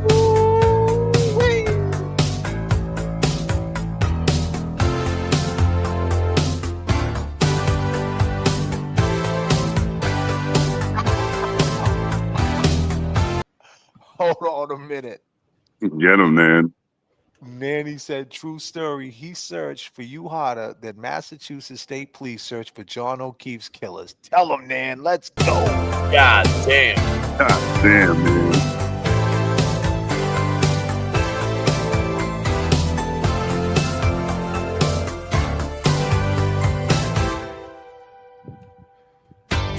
Let's go.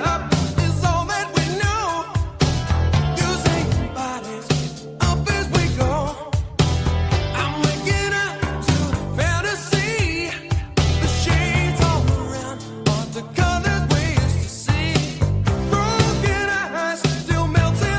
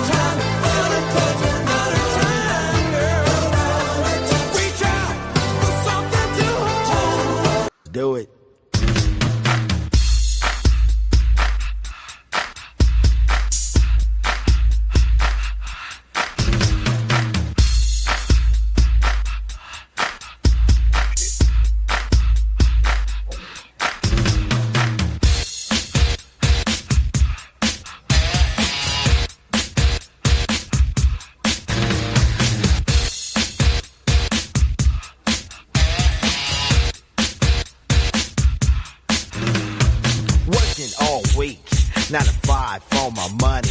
So when the weekend comes, I go get live with the honey. Rolling down the street, I saw this girl when she was pumping. I winked my eyes, she got into the ride, went to a club, was jumping. Introduced myself as low, she said, you're a liar. I said, I got it going on, baby doll, and I'm on fire. Took her to the hotel, she said, you're the king, so be my queen if you know what I mean, and let's do the wild thing. Wild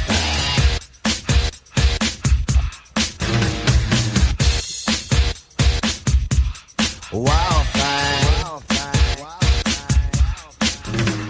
Shopping at the mall, looking for some gear to buy. I saw this girl, she gon' rock my world, and I had to adjust my fly. She looked at me and smiled and said, you have plans for the night? I said, hopefully if things go well, I'll be with you tonight. So we journeyed to a house, one thing led to another. I key in the door, I go hit the floor, looked up and it was a mother. I didn't know what to say, I was hanging by a string. She said, hey you too, I was once like you and I like to do the wild thing. Wild thing. She loved to do the wild thing. Wild thing. Please, baby, baby, please. Posse in effect. Hanging out is always hype. And with me and the crew leave a shindig, I'm with a girl who's just my type. Saw this luscious little frame, I ain't lying, fella, she was fine. This sweet young Miss Gold gave me a kiss and I knew that she was mine. Took her to the limousine and still parked outside. I tipped the chauffeur when it was over and I gave her my own ride. Didn't get her off my jock, she was like static cling. But that's what happens when bodies start slapping from doing the wild thing. Wild thing. She wanted to do the wild thing. Please, baby, baby, please.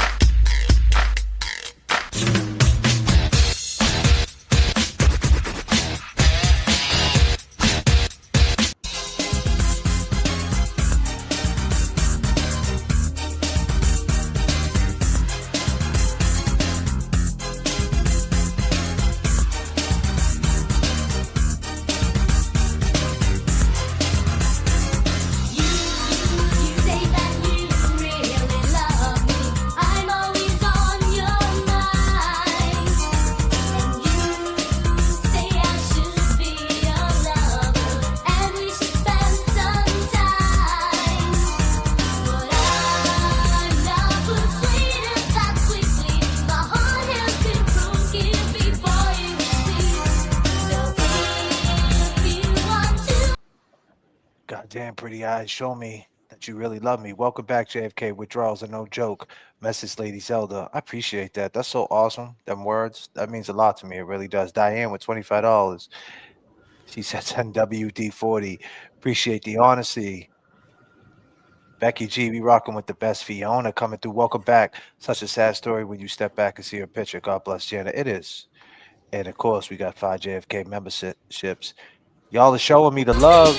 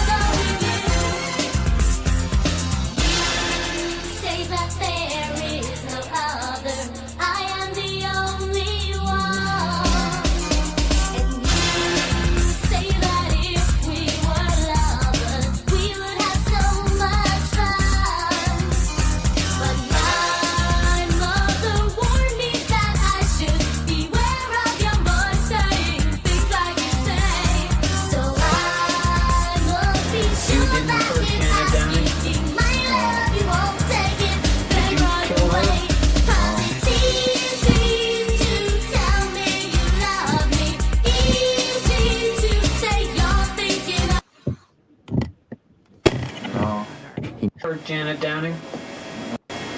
You didn't hurt Janet Downing? No. Did you kill her? No. He never accounts for the fact that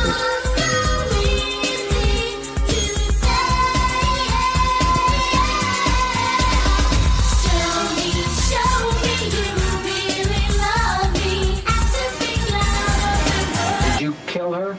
No. he never accounts for the fact that his blood is in that house. Didn't hurt Janet Downing? No. Did you kill her? No. He never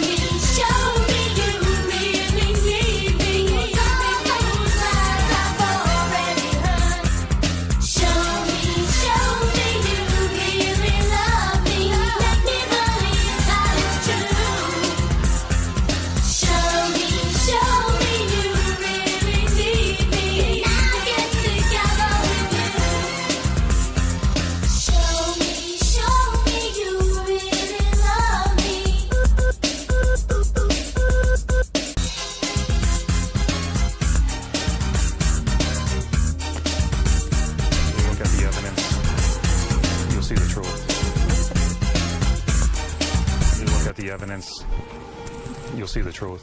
What's the truth? You look at the evidence. Yeah, you'll see the Trisha, truth. your son is a murdering scumbag predator. He's You look at the never going evidence. to get out of jail. Stop see fucking the pointing truth. the finger at What's the truth? Janet Downing's brother-in-law. You look at the Your evidence. son had her DNA You'll on see her the leg. truth. End of fucking story, you stupid You look cunt. at the evidence. You'll see the truth. Yeah, Trisha, your son is a murdering You look at the scumbag evidence. predator. He's never going to You'll get see out the of jail. truth. Stop fucking pointing the finger at Janet You look at Downing's the evidence. brother-in-law. Your son You'll see the had her truth. DNA on her leg. End of fucking You look at story, the you evidence. stupid cunt. You'll see the truth. What's the truth? Yeah. Did you kill You Janet look at the Downing? evidence. Absolutely not. You'll see the So truth. you're adamant you didn't kill Janet Very Downing. adamant. And if you look at the evidence, you'll see the truth.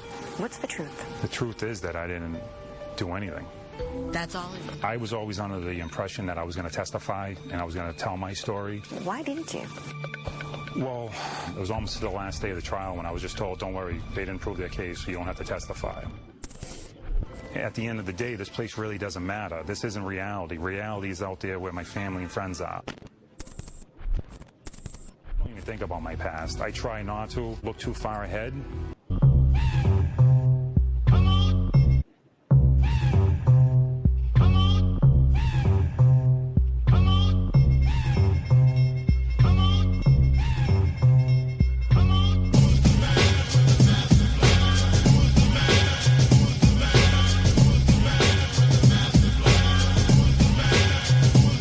I used to kick it with the thugs, pushing drugs in the park. Picking every mark that was out after dark. Stick 'em for the loot, cut 'em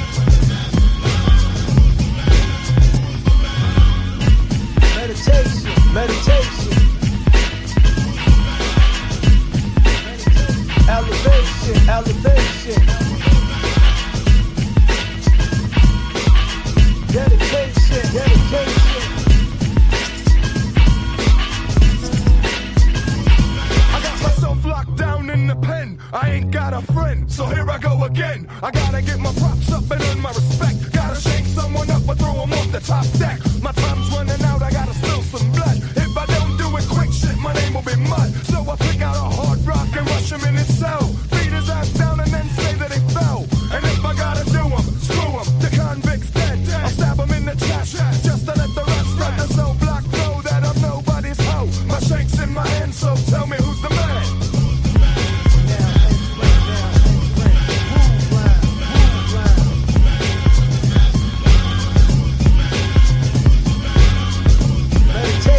Meditation.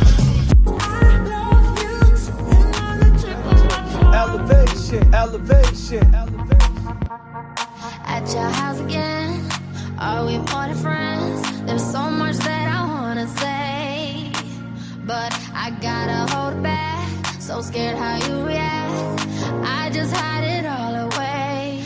I could give you it all, any minute could fall, any minute the week go round and round. I don't wanna mention commitment, but I feel it slipping, so please don't let me down. I got the words I love you sitting on the tip of my tongue. Oh, I feel like as soon as they leave my mouth, you're just gonna get up and run. You're gonna run away. You know we connect more than just a sex, but are you gonna let me in? I could set your world on fire, but you're holding the lighter. Instead you're putting out a flame. I could give you it all, any minute could fall, any minute the week go round and round. I don't wanna mention commitment, but I feel it slipping, so please don't let me down. I got the words I love you sitting on the tip of my tongue. Oh, I feel like as soon as they leave my mouth, you're just gonna get up and run. You're gonna run away, run away, run away. I got the words I love you sitting on the tip of my tongue. Oh, I feel like as soon as they leave my mouth, you're just gonna get up and run. You're gonna run away. If I say it now, then one day I wake up and you walked out. So I'll just say it with the words I love you sitting on the tip of my tongue.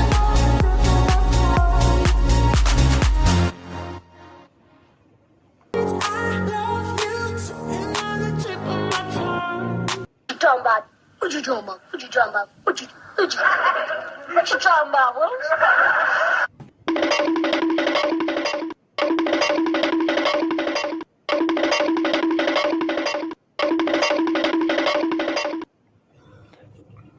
Ladies. Listen, baby. Listen, baby. Don't even waste your tears on that insensitivity. Ah, shit. After what you really need is someone who cares. Someone that's gonna be there for you. Someone like me, baby. Someone with sensitivity. You understand? Can you feel it? Yeah.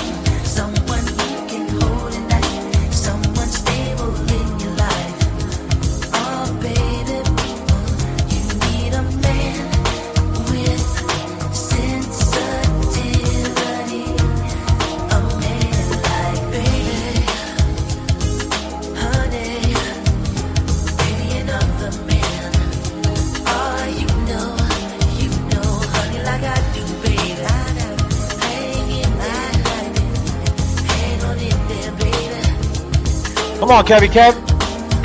Get it.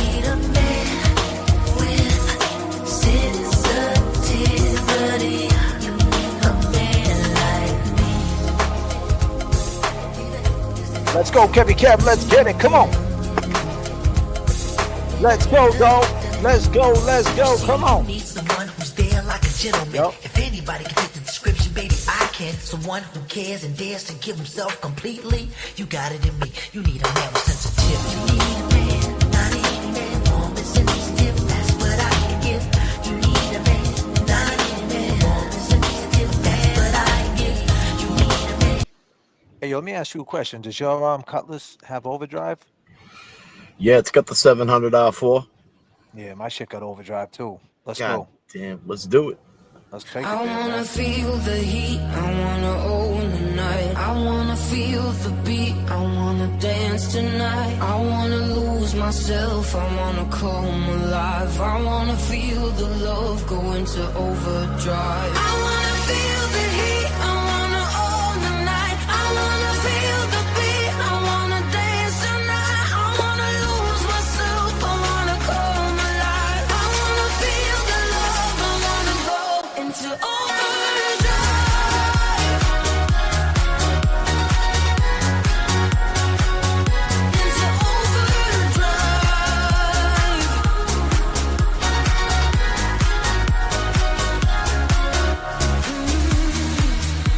It doesn't matter where I go, I feel the music in my soul.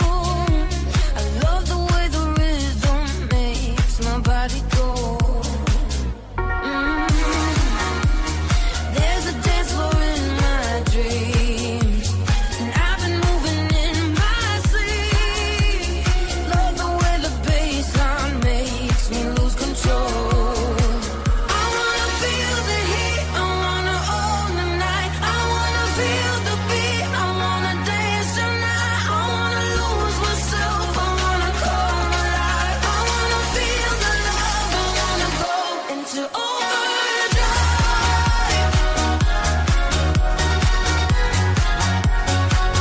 Into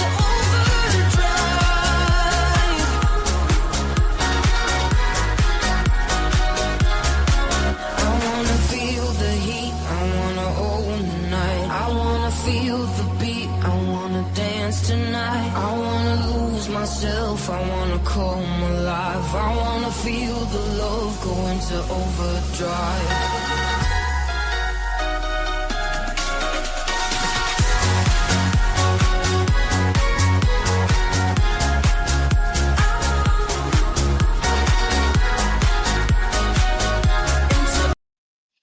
Yeah, Trisha, your son is a murdering scumbag predator. He's never going to get out of jail. Stop fucking pointing the finger at Janet Downing's brother-in-law. Your son had her DNA on her leg.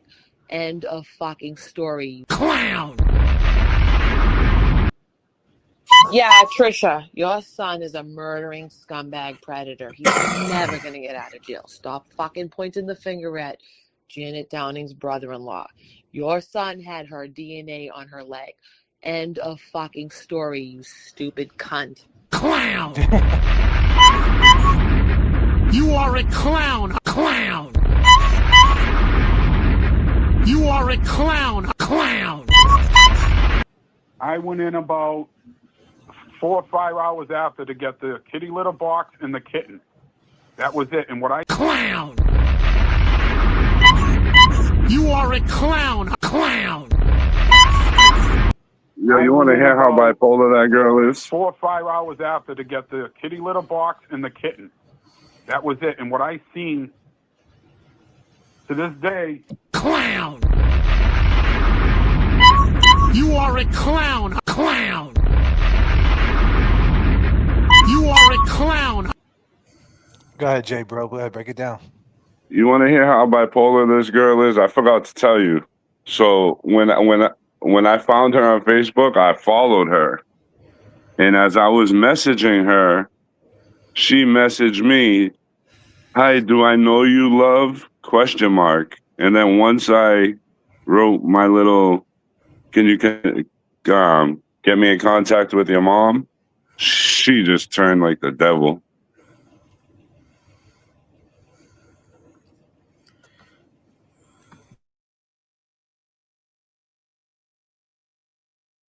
You muted? My bad. Let's talk about that a little bit, right? We took it up to 39,000 feet. I'm about to talk about this a little bit. So peep the game, right? We also talked to a woman named Michelle who said she didn't want to talk. She actually was driving the car the night. Jay Brilliant. See, there's a lot to unpack here, trying to make the show, trying to stretch it out.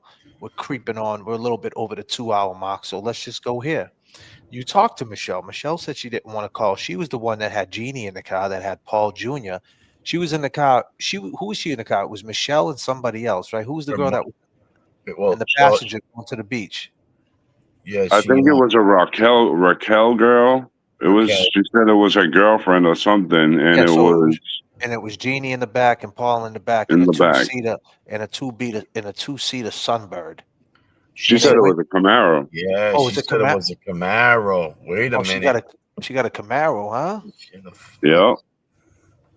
Well, damn, she thought That's it was funny. There she go. Well, maybe it was a fire chicken. Who knows? Right. But at the end of the day, she said she went to the beach, and she said to you that they all jumped in the ocean with their clothes on. All of them went in there. They took off their socks and shoes and went in the ocean with all their clothes on. She said all of them went in there with their clothes on. Yep.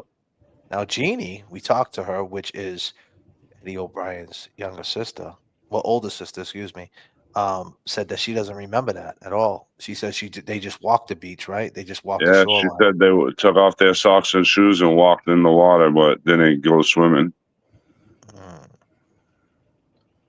Said they were splashing around, to be exact. Would you believe it? Would you, You know, believe Michelle's mother and brother were also present after they dropped Raquel off. Right. Because there was a statement from the mother, and there was a statement from Michelle Cameron's brother. But from what she told me, that at 9 o'clock she missed her mother's call and she was mad. And when she got to the house, Ed O'Brien told her to go home because her mother was mad at her or something. So I don't know how that all takes place. Run that back one more time. She said in her text to me that when she got back, she missed her mother's phone call at 9 o'clock, and I guess her curfew was 9 o'clock. And her mother was mad, and Ed told her to go home because it was past her curfew, or her mother was mad or something. I don't have the text in front of me. I'm on my phone, and if I go to it, then I'll lose you guys. That's all right. Yeah, I think I have the text though. Well, the other thing Yeah, you was have it. that I believe But Michelle. also, sorry, Kev, hold on one second. What I heard was 20 years ago. Remember I told you she wanted to go visit Ed? Well, she did go visit Ed, and Ed has a picture of her visiting him 20 years ago. So Now she did. She also said that.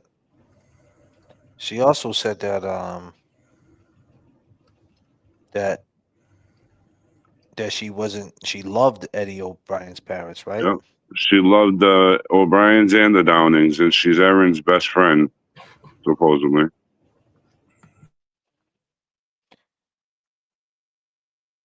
Well, here's a girl that didn't want to speak.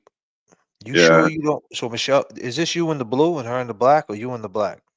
I'm in the. I think I'm in the blue. Yeah, you said you sure you don't want to talk to us? Oh, yeah, okay. You sure you don't want to talk to us? You do know Adi lied and said he went in the house 4 or 5 hours later to get a kitty litter box and cats. Never mentioned a dog. Then said he told us to see where he would go with it. Then he said he went in for dog food. Then said the next day he went in the house for a kitty litter. He's a liar. Eddie passed the true serum test. Polygraph. Please give me a few minutes of your time to talk to you. At this point, I'm feeling like JFK show is the only ones who care about the truth. God bless you. Oh, I love it, Jay Brilliant. That was beautiful. Look, I absolutely love this is Michelle. She says, look, I absolutely love the O'Briens, and I absolutely love the Downings. Michelle, that's beautiful. I have a lot on my plate that I don't want to reopen this can of worms. Totally understand, Michelle. Whatever is current, I don't need to know about. Well, this is not new news. There's DNA underneath Janet Downing's fingernails since 1995, and it's factual. It's a fact that it does not come back to Eddie O'Brien. It's a fact that Adi Ortez pulled up in a cab with a key. It's a fact that a cab company from that space and time, speaking from that space and time, said they drove a key back to Artie, but yet he got a tow from another tow company other than a cab tow company, which they own. Why is that? We're not talking about current. We're talking about the past is the current. Did you know that we're in the fucking time machine on this channel anyway? We're all in the time machine. What is time? Time just goes by. This is loose ends. When shit is loose, I don't think it has any expiration date. This is one of them things that don't have an expiration date. It never was. There's just too many loose ends. There's just too many things that haven't been sorted out. So when you throw time on it, I don't think that's relevant to what's going on. Michelle, respectfully, you get what I'm trying to say. 30 years, 10 years, 5 years. What's the difference? If there's DNA underneath the fingernails, that's not Eddie O'Brien's, factually, not Eddie O'Brien's, and a DA says, stop running the DNA in the cell mark and has all these crazy notes. He's 82 years old. We can't wait any longer. This DA's about to croak. I hate to say it, but he ain't got much time left on this planet. I mean, it's a fact. When you're 82, you got what? The most 30 years left, the most. That's just factual. And I don't wish nothing bad. I want the dude to live to 180, but that's just not logical. Is this guy ever going to come clean? Michelle, you could come clean. Is it something you seen, something you heard? You heard things, Michelle. You heard things. And you're playing the game, right? I love the Downers. I love the O'Briens. It's a great game. I love you both. Well, how could you, though? How could you love the O'Briens knowing that Eddie killed that family? Now, let me tell you something. If I was you, you visited him 20 years ago. If he did that, why the fuck would you want to visit him? Facts. So you don't think he did it, but yet you want to be cool with the Downers and have them say he did it. So therefore, you're one of the worst people. You're the type of person that needs to be on his side because you're best friends with Aaron. A person like you that's on his side, if you are on his side, I don't know. That's the way he moves forward with this. You should have been at his parole hearing. I'm best friends with Aaron, but I think he didn't do it. I heard other things. I went to visit Ed when it happened, and I talked to him, and I didn't feel them vibes. I talked to him. Why are you so worried? You don't care that he might be doing 30 years? So technically, there's another guy out there that could have killed somebody else, could still be killing. We don't know. People die every day. That's a convenient way to backpedal.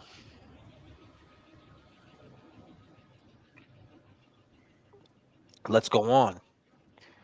Jay Brilliant says, what if you get dragged back into court? God damn, Brilliant. I know it's tragic, but it's fair for Eddie to do. It's not fair for Eddie to do life. He didn't do it. Please, I know what you're feeling, but talking and helping us might help you too. I heard a podcast with Ed and Trisha, and I want to clarify a few things, set the record straight. You heard a podcast? Well, you heard my podcast. Did you like us? Let's do a roll call. I go by the name of J.F.K. I go by Jay Brilliant. And I go by Kevy Kev. And if you were watching that podcast, you're probably watching this podcast. So, Michelle, if you catch us on the rerun, we're going over what you said to Jay Brilliant. And here's a funny thing. Jay, what else did she do in this? She actually erased this, didn't she? She actually deleted it like right after I screenshotted the whole conversation. You deleted it. Damn. Would you believe it? She said, I heard a podcast with Ed and Trisha, and I want to clarify a few things to set the record straight. When we went to the beach, we parked near Kelly's because at the time the parking was crazy, day and night, and we found a spot, not because Paul made us park far away or asked to. That's kind of weird. I never mentioned nothing about that. And we never did either. Why are you saying that? Did Paul say that to you? Why are you like he never, because Paul, like, we wouldn't even have thought of that. I mean, you could park wherever you want on the beach. You walk the beach anyway. Revere Beach is not that big. It's not. You could walk that whole beach, like, you know what I mean, if you had to. It's not that big. That's a weird thing to say, no?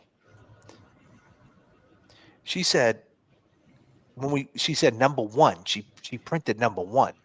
And she said, when we went to the beach, we parked near Kelly's because at the time the parking was crazy day and night and we found a spot, not because Paul made us park far away or asked. Well, who the fuck even said that?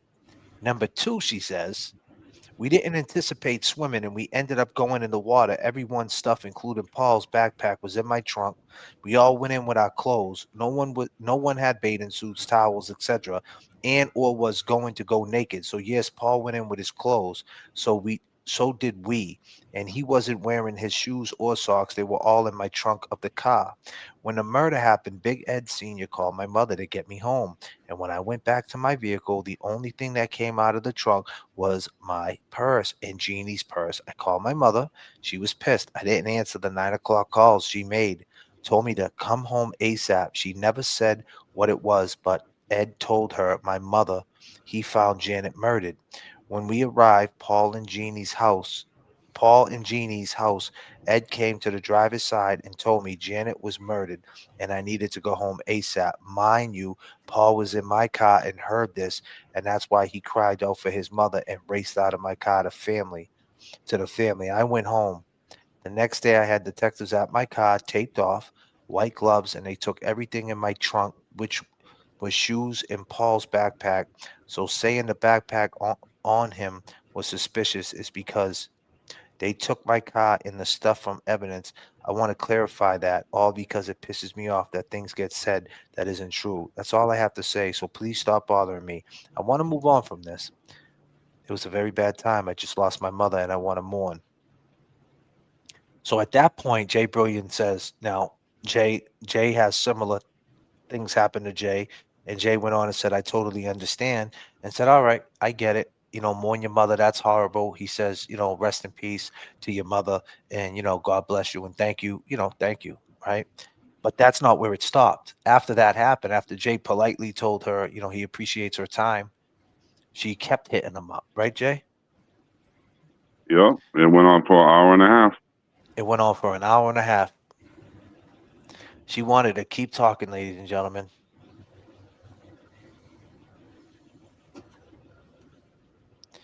She says, no, it pisses me off. They end the podcast are all about Paul. I was with him. I was the one in the Camaro. I don't know who Adi is. Ryan was out that night, not anywhere near the house.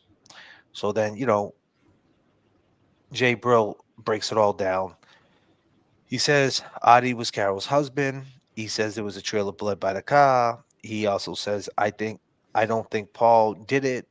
Be clear, and there's no timeline on Ryan. And I know Adi has been in the investigation since day one. And then she says, I also know for a fact Ryan was out because his father picked him up at his friend's house, and then they arrived. My mother took the twins back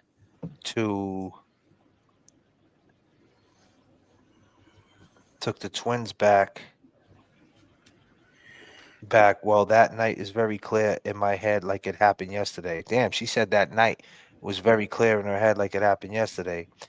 It must have not been that clear because the father didn't bring Ryan there. Ryan somehow got there and got Big Ed. So her facts right there are wrong. Yeah, the facts are wrong. Yeah, he said he went swimming, Jay Brill said, but I found out he didn't. He went rollerblading, and no one knows what time he actually left the pool. She goes, I know. I was told 2 people were involved. She said, I was told 2 people were involved. Yep. Bingo. Wouldn't you know?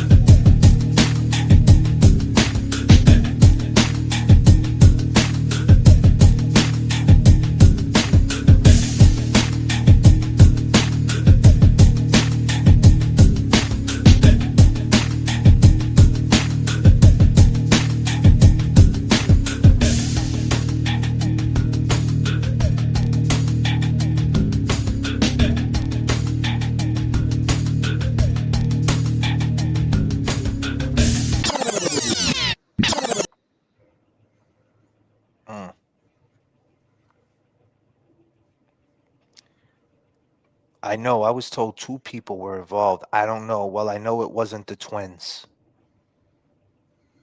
Now she says she knows it isn't the twins. So Jay Bro goes on and says, I get it. And that's why I'm so interested in talking with you, not to interrogate you, just to talk, get facts that maybe we don't have. I heard that night that might have, I heard there might be a female involved too. The thing that gets us bothered is Eddie saying he got jumped. That's a huge hurdle we can't get over. That's Jay Brilliant talking. Here we go. Michelle says, well, all I have to say is this, and I'm being 100% honest. If Little Ed didn't do it and no DNA or evidence is stacked against him, then why isn't he free? And if Ed knows who did it, why would he stay behind bars, lose out on his childhood and adulthood for someone else, especially now being adult? I get as a kid you get scared if someone threatens you, but that wouldn't be the fact now, so something isn't correct. Okay, she got the same questions we all have. The difference is, Michelle, we'll answer that because there's a thing called time, and it goes tick tock, and it goes by like that. And why is he behind bars? Because he got convicted. It wasn't a mistrial, it was guilty. And once you get that guilty, you got to go through all types of shit to try to figure this out. And then time goes by. Now, could he have moved on the appeal earlier? For sure. He could have. But at that time, he wanted to get it together. He wanted to have it right, the right lawyers, this and that. It was the type of murder that happened to Janet Downing is so personal and so brutal. It's hard to even talk about. It really is. Not saying one murder is better than the other, but this shit right here, you don't want to potentially even think that you're like on the side of someone, the side of evil, should I say, to do such a thing to somebody. Don't get me wrong. If he just killed her with a slash, is brutal.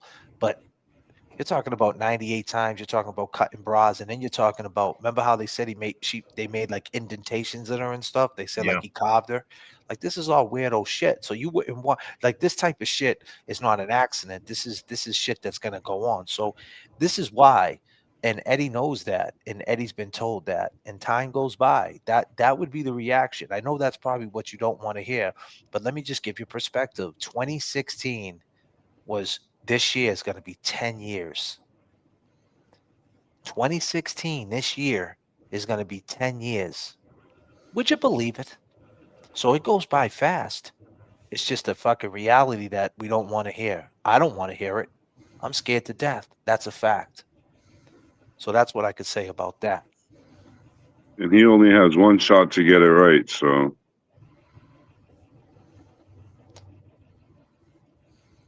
Then our boy Jay Bro says, and why didn't he say right away he went in the house? We can't get over that. So trust me, we don't think Eddie is in the clear. So Jay Bro is saying, listen, there's a lot of shit we don't get. She goes, okay, how does the hilt of the knife? So now she's asking us questions. It shows you that she definitely knows a lot about, some key facts. Mm-hmm. She goes, okay. Jay Brill. God damn. Damn, J.F.K.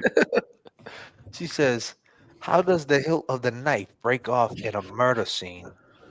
And a child calls, says he was jumped, and the wound he received from that jump is a cut hand. They would be wrestling around to get the attacker off of him. His clothes would be disheveled, and I'm sure the attacker would have stabbed him in a better open place than a hand. Now, that's a good fucking point. That's a good point. Do you want to touch upon that? I mean, she's like, obviously this is what Aaron, I mean, when they talk about this and they go through his story, I mean, the good thing about it is they talk about it. Because you could tell I kind of feel like Aaron was with her when she was talking to me. I that's what I kind of felt like when I was talking to her. And this is sad, man, because Aaron, if you're sitting there watching, Aaron, this is not a live stream. I want you to understand what this is: a true crime live, a comfort live streaming experience. Like everything we do here is comfort. You're very welcome here. I get it. It's your mother. I get what happened to her. We don't know the pain you went through. Your kids. We think it's horrible. But if you could tell us one fucking thing, I mean, what do you have to say about Artie? Like, we would love to talk to you guys if you're out there about why Artie's lying about cats and kitty litter boxes and all these things. Is he just an habitual liar and that's just what he is? He's a liar but not a murderer? I don't know. What are you doing over there, bro? You drinking coffee and a fucking Celsius at the same time? I had it on the roof of the car and shit. It froze on me. God damn. It's that cold out there right now? Bro, it's cold. It's freezing on here. God damn. Yo, it's that cold? Holy shit, son. I didn't know it was that cold out there. God damn, son. Yeesh. Yo, okay. So that's a good question, right? It's brick Jay, out here, bro. it's Brick City.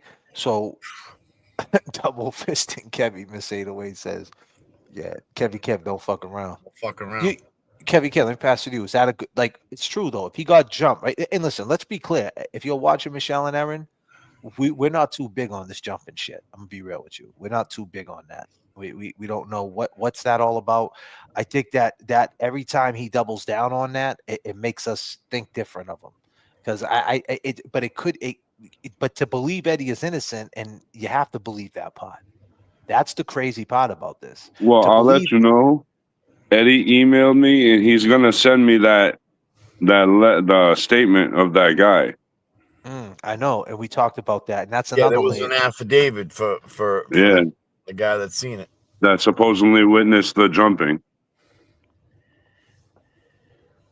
But that's a good question. It definitely She is. said if they would be wrestling around to get the attacker off of him, his clothes would have been disheveled, and I'm sure the attacker would have stabbed him in a better open place than a hand. Well, to answer that question, okay, cool. But if he would have killed Janet Downing and he went to Burger King with a bloody hand, it would have been leaking all down the street in the Burger King. And the white shit he had on, it would have been blood all over him. There would have been a footprint size 14, right, Michelle? And you got to think about this too, Michelle. You got to think that at the end of the day, they would have found if he did take off his shirt or any clothes and discarded them, they would have found it because they had the canines out. There's no question the dogs combed that area. There had to be dogs. For You know sure. who? There had to be. They combed that area. A 15-year-old dude, and he left with the murder weapon, and he knew how to get rid of the murder weapon. So he's that stupid to walk in the store. He's that stupid to go to Burger King, walk in the store with a cut on him and look crazy. Well, he could have not did that, right? Like if he was that smart enough to get rid of the murder weapon and get rid of his clothes, wouldn't he clean up a little bit? Oh hell yeah! Oh, you know what I mean? Like, yeah. Like he went right back to the scene. Think about it. He went right to the damn store, and then they drove him right back to where it happened. So it's like, hey, look at me. So like you gotta, so he's that stupid to do that, but he's that smart to get rid of the murder weapon and that smart to discard the bloody shit because it was a puddle of blood. It was an ocean of blood. There's no way. Definitely was.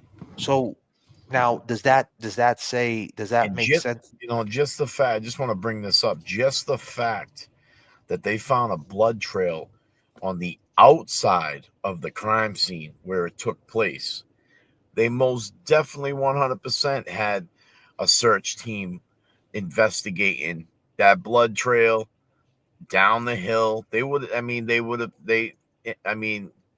investigated that for sure. I already said they found the blood behind his car that night. So she goes on and says, how do you know? How can they say that any of these people are useless each time someone is called to investigate? I think they would see a pattern. Okay, I have you watched the Karen Reed case. I had to testify for two sides, worst time of my life, but Eddie's lawyer wanted me to lie. Are you aware Addie's cab was at the murder scene of Deanna Kremen? I told him, no, I don't want to perjure myself and said, oh, that, but you'll just look like a liar in the courtroom. What did he want her to testify about? Did I miss something? She had to testify. She didn't tell me what. She just said he wanted her to lie. She goes, "Look, I don't know what happened from when I left when I was at the beach, but all I know is it wasn't me, Paul, Ryan, or Jeannie." Well, why would she keep saying Ryan? How would you know if it was Ryan, though? Ryan wasn't with you, Michelle. Let me ask you a question. Did you have a Berlinetta Camaro? Was it a 2.8 or a 3.1? Well, I Did it like have a 5? The I like the Berlinettas. Berlinettas. The Berlinetta is great, dude. Oh, I the gold wheels and shit. the turbine wheels. Yeah, The digital turbine wheels. dash. The Digis. Sweet. They Yeah, had good color schemes too. good sounds. You know, surround sound. What they had back then, the Dolby. They had the They had Dolby no, Unlimited. they had the Delco no knob. Oh yes, Did you ever yes, have a Delco no knob? yeah. I had a Delco. But did you have the no knob? It had no knobs. The button accessible. Yeah, Yeah.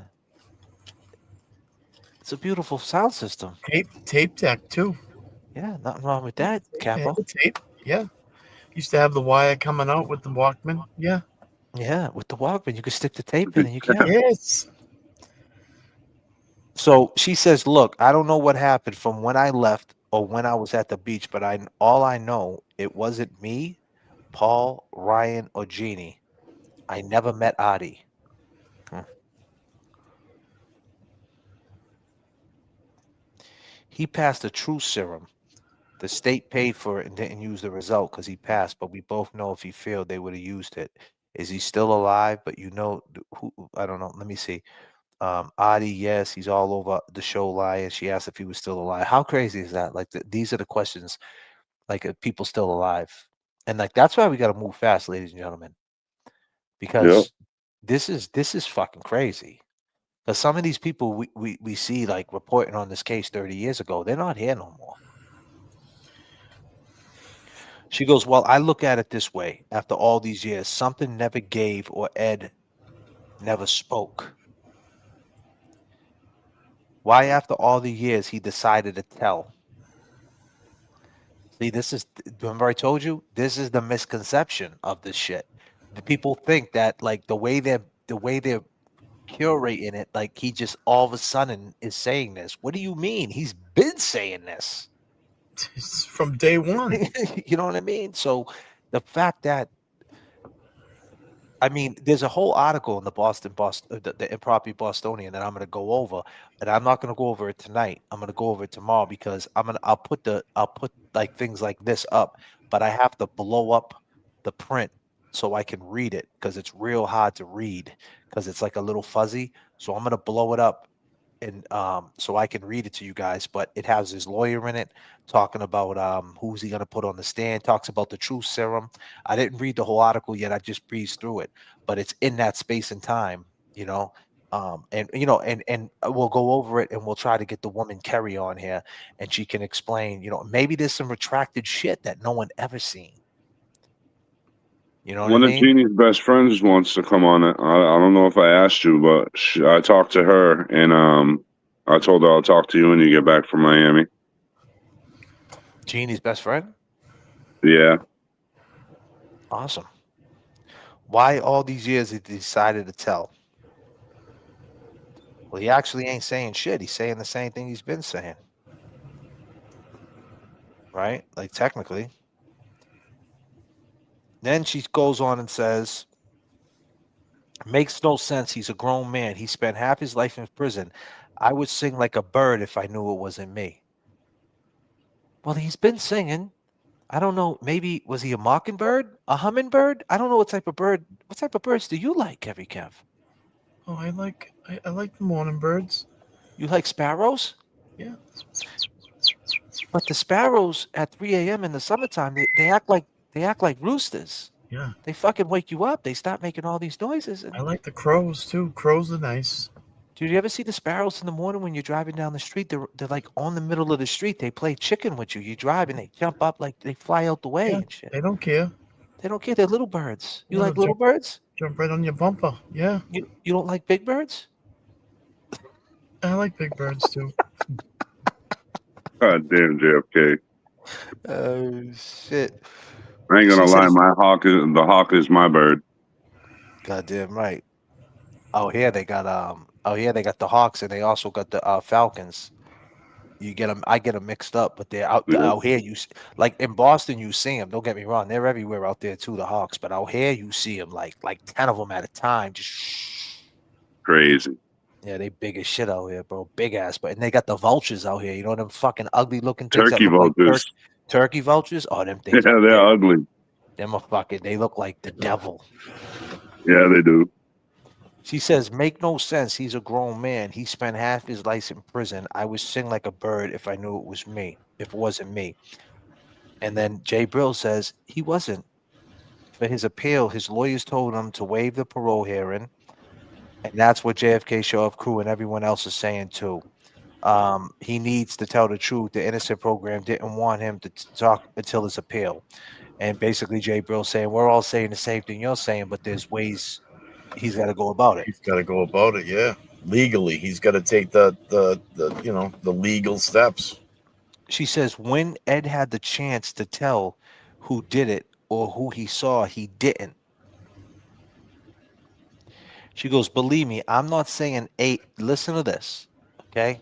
Ladies and gentlemen, I need you on screen for this real quick, Jay Brill, if you can. All right, hold on a minute. I just gotta put something on real quick. You're muted, Jay. I haven't shaved, okay. so don't mind me.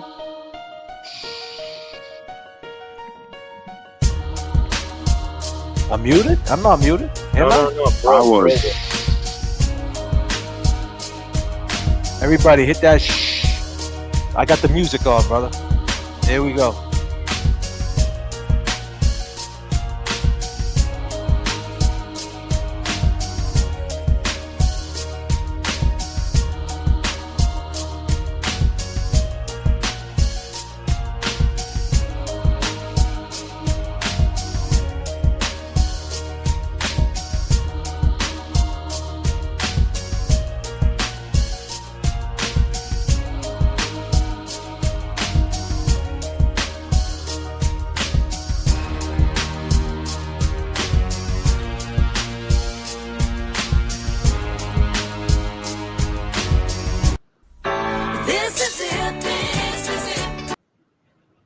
Ladies and gentlemen, she goes on to say,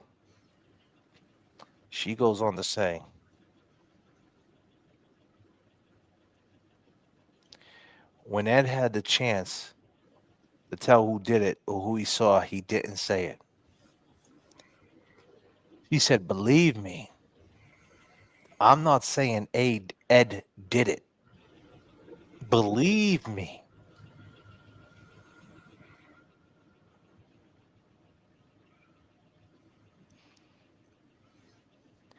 I'm not saying Ed did it, but I was a part of the whole ordeal and I know what I saw, read, and what was told also. Look, they framed Adi. Wait a minute, she said she didn't know Adi. Bingo. And then she's talking about him.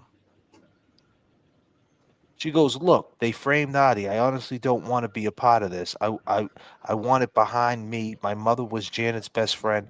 I was Erin's. I want her to just now be in peace. However, it works out, but I want no part. Who framed Adi? I meant to say just frame him. Then if all the evidence stacked to him, there was a fingerprint of Ed's on a beam in the basement. Look, I get it, but at the end of the day, the real killer's possibly out there. Ed also knew that the basement door was never locked. Okay, so did Adi.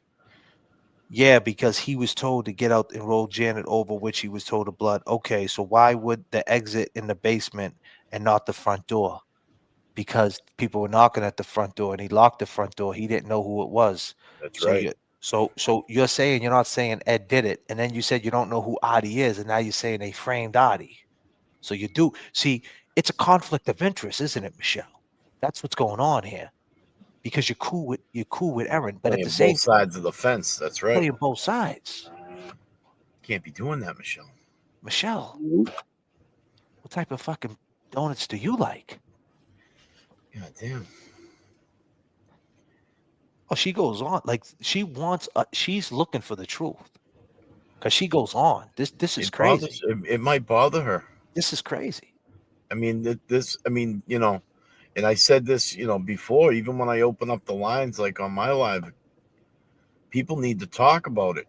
You know, starts to set in, starts bothering you, make you feel better.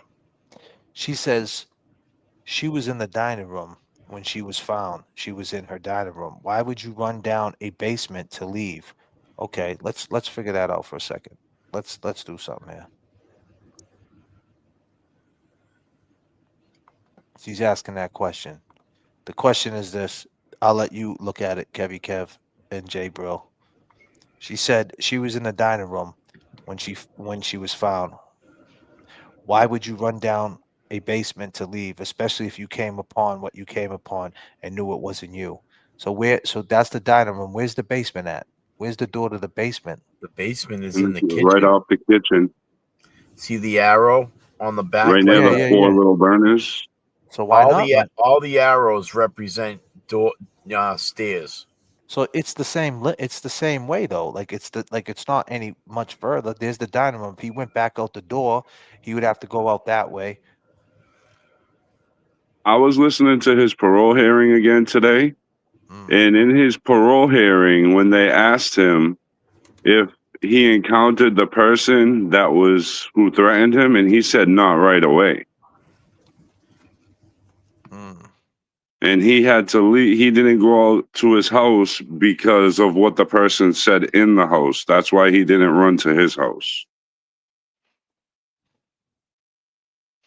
She said, especially if you came upon him and knew it wasn't you. And Eddie knew the boys weren't home.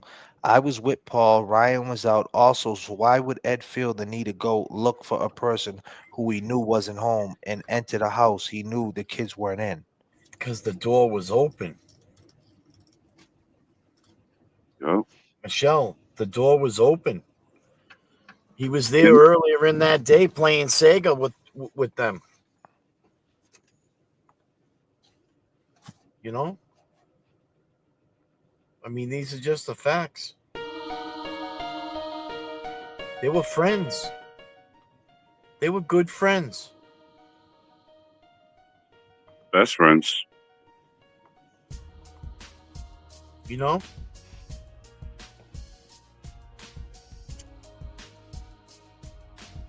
We want answers too. The only difference is we're looking for the answers and they're not. We need your help, Michelle. Miss 808 made a great point. It wasn't uncommon for Eddie to be there. So if he's seen the door open, he's thinking everybody's there and they left the door open. I'm going in to play with these fucking fools. Right? Let's take a walk. Let's go get a slice of pizza. Let's go see who's hanging out at Burger King.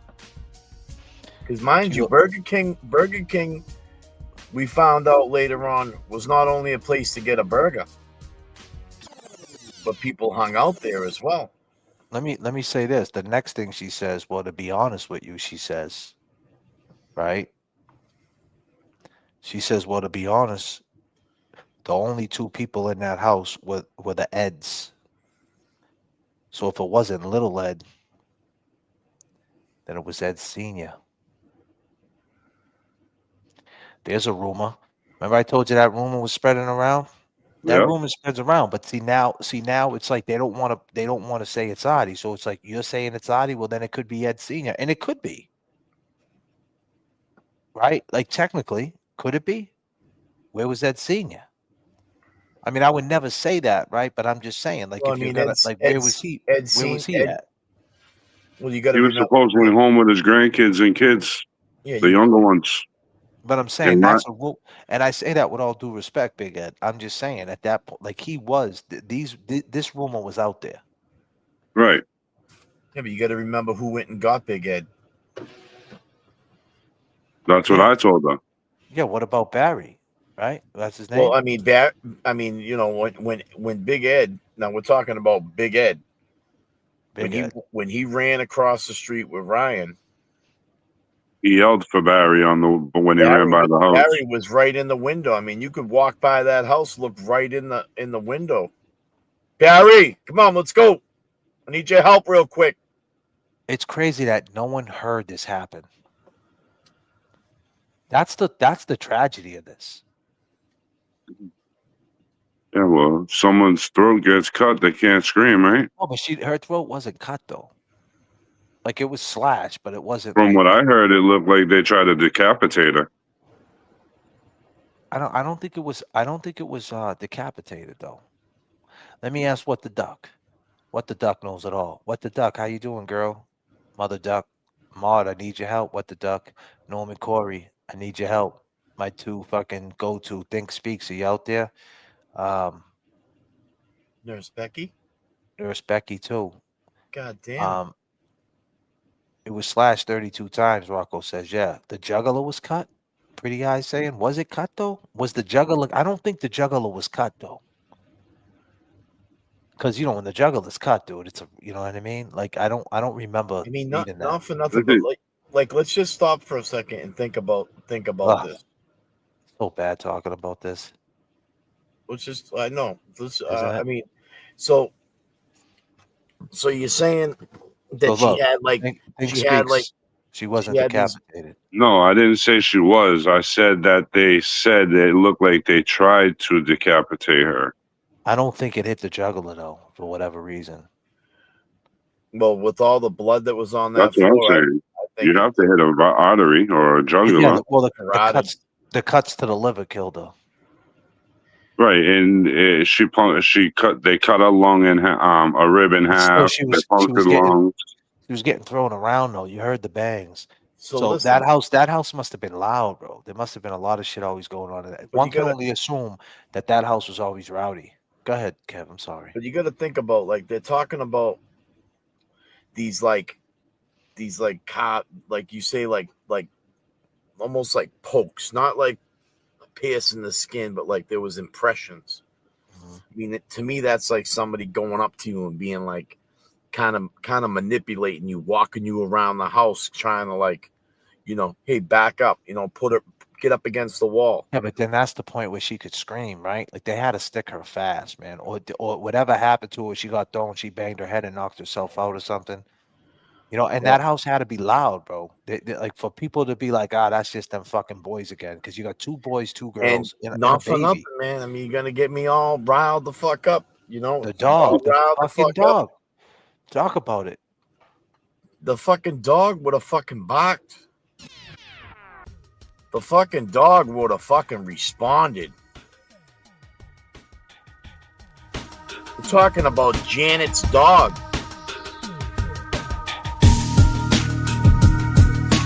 Who the fuck do you think fed that dog every night? Whose dog food did you go in there for?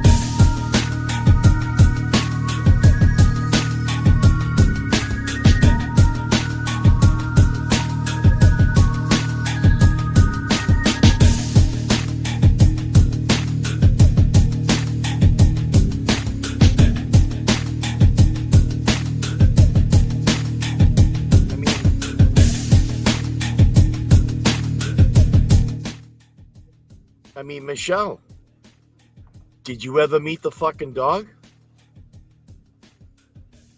She must have met the dog. You must have met the dog. So then she goes, okay, again, if Eddie knew Ryan wasn't home and Paul was with me, why would Ed feel the need to knock on Janet's door or open Janet's door knowing the twins weren't home? Why would he need to be in the house at all when the twins were out? If I knew you were not home, I wouldn't go by your house and enter it knowing you were not there. And it wasn't like you couldn't see someone enter the house. Okay?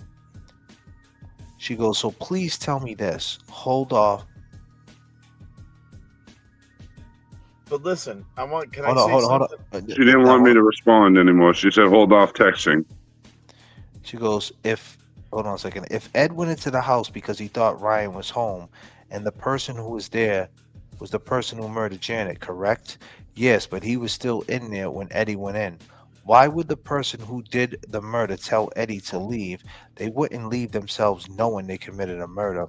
Why wouldn't they attack? What if the murder was already cleaned up? Yeah, the sink was running. he was already cleaned up. He got to do that shit all over again. He already got the blade, this and that. It was just it's already done. Why wouldn't they attack the murder Ed who saw evidence? Who He was knows probably why? looking for the hilt. But listen, she says, who knows who did it and can literally take them down for it, right? Why would a murderer leave themselves exposed? So he knows who did it. See, that's what this family, Ed, is saying. You know, if you're saying it's Adi, they're all saying you would know it was Adi. They're saying the same thing we're saying. Like, if we got them on the show, they're going to say that. You guys know that, right? Yep. They got on the show, they were going to say, yeah, well, why wouldn't he just say it was Adi?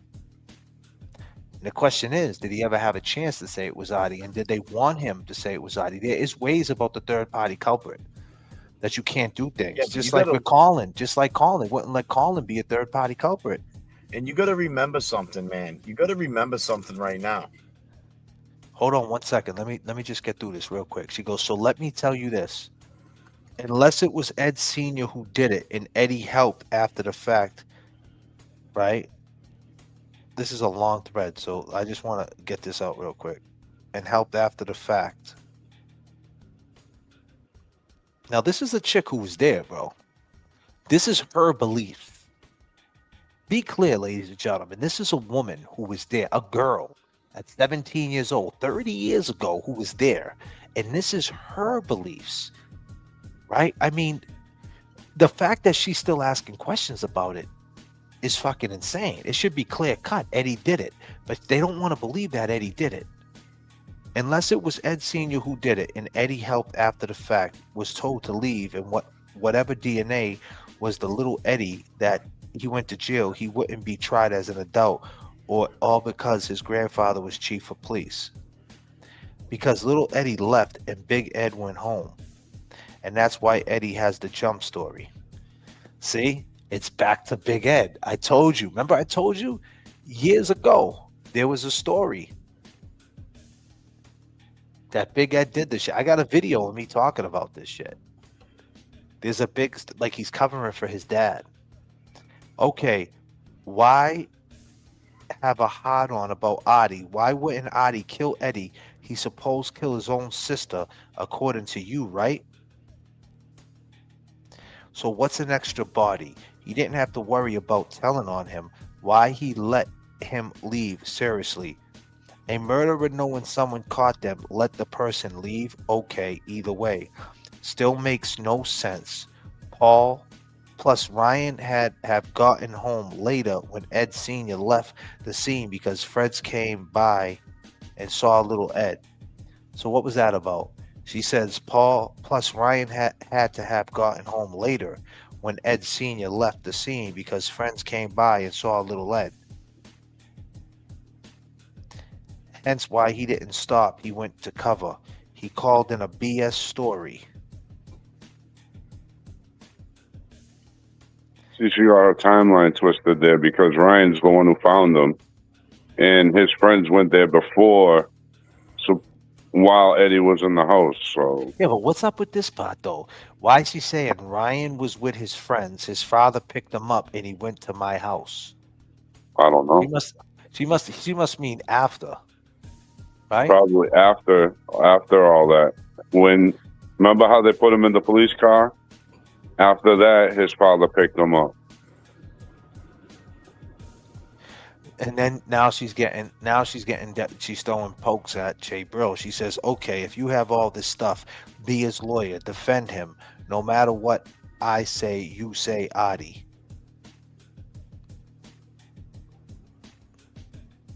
And that was the end of it. Go ahead, Kevy Kev. I'm sorry, bro. I just wanted to get through the rest of that, bro. Go ahead. Now that's Michelle, ladies and gentlemen. Did you hear me? Yeah. I'm just trying to think of where I was at, man. I got lost and shit. I fucking was listening to you. You said no matter what. You said no matter what. Like you were saying something like no matter what. You were breaking something down.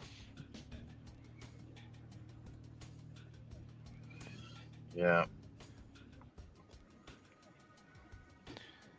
What the duck gifted I'll five think of J. it, man. I'll think of it. Norman Corey said, I emailed you a brief from 2000 at Eddie File. Go through it when you get some time. I will, Norman.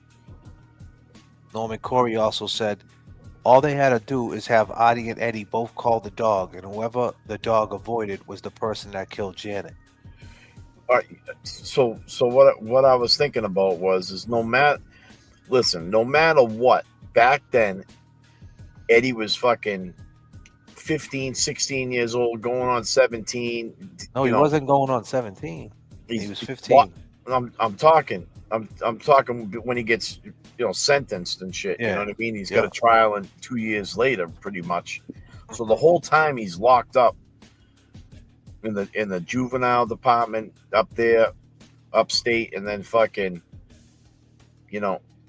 he's waiting for his court. I'm sure that his parents were like, fucking keep your mouth shut. Don't talk about this. Just talk to your lawyers. I mean, he's a young kid, man. You know what I'm saying? Like, regardless, they're gonna, they don't want him to incriminate himself or say the wrong thing, or I'm gonna tell you a quick story, right? There was a cat I knew, right, who got caught with some drugs, right? And he was guilty, right? Obviously, he sold drugs, but the guy snitched him out, and they used him as a confidential informant. And he made a deal with the government because he was Portuguese. He was from Cambridge. He's a straight rat. And the dude I knew didn't want to believe it that it was him. And I knew it was him.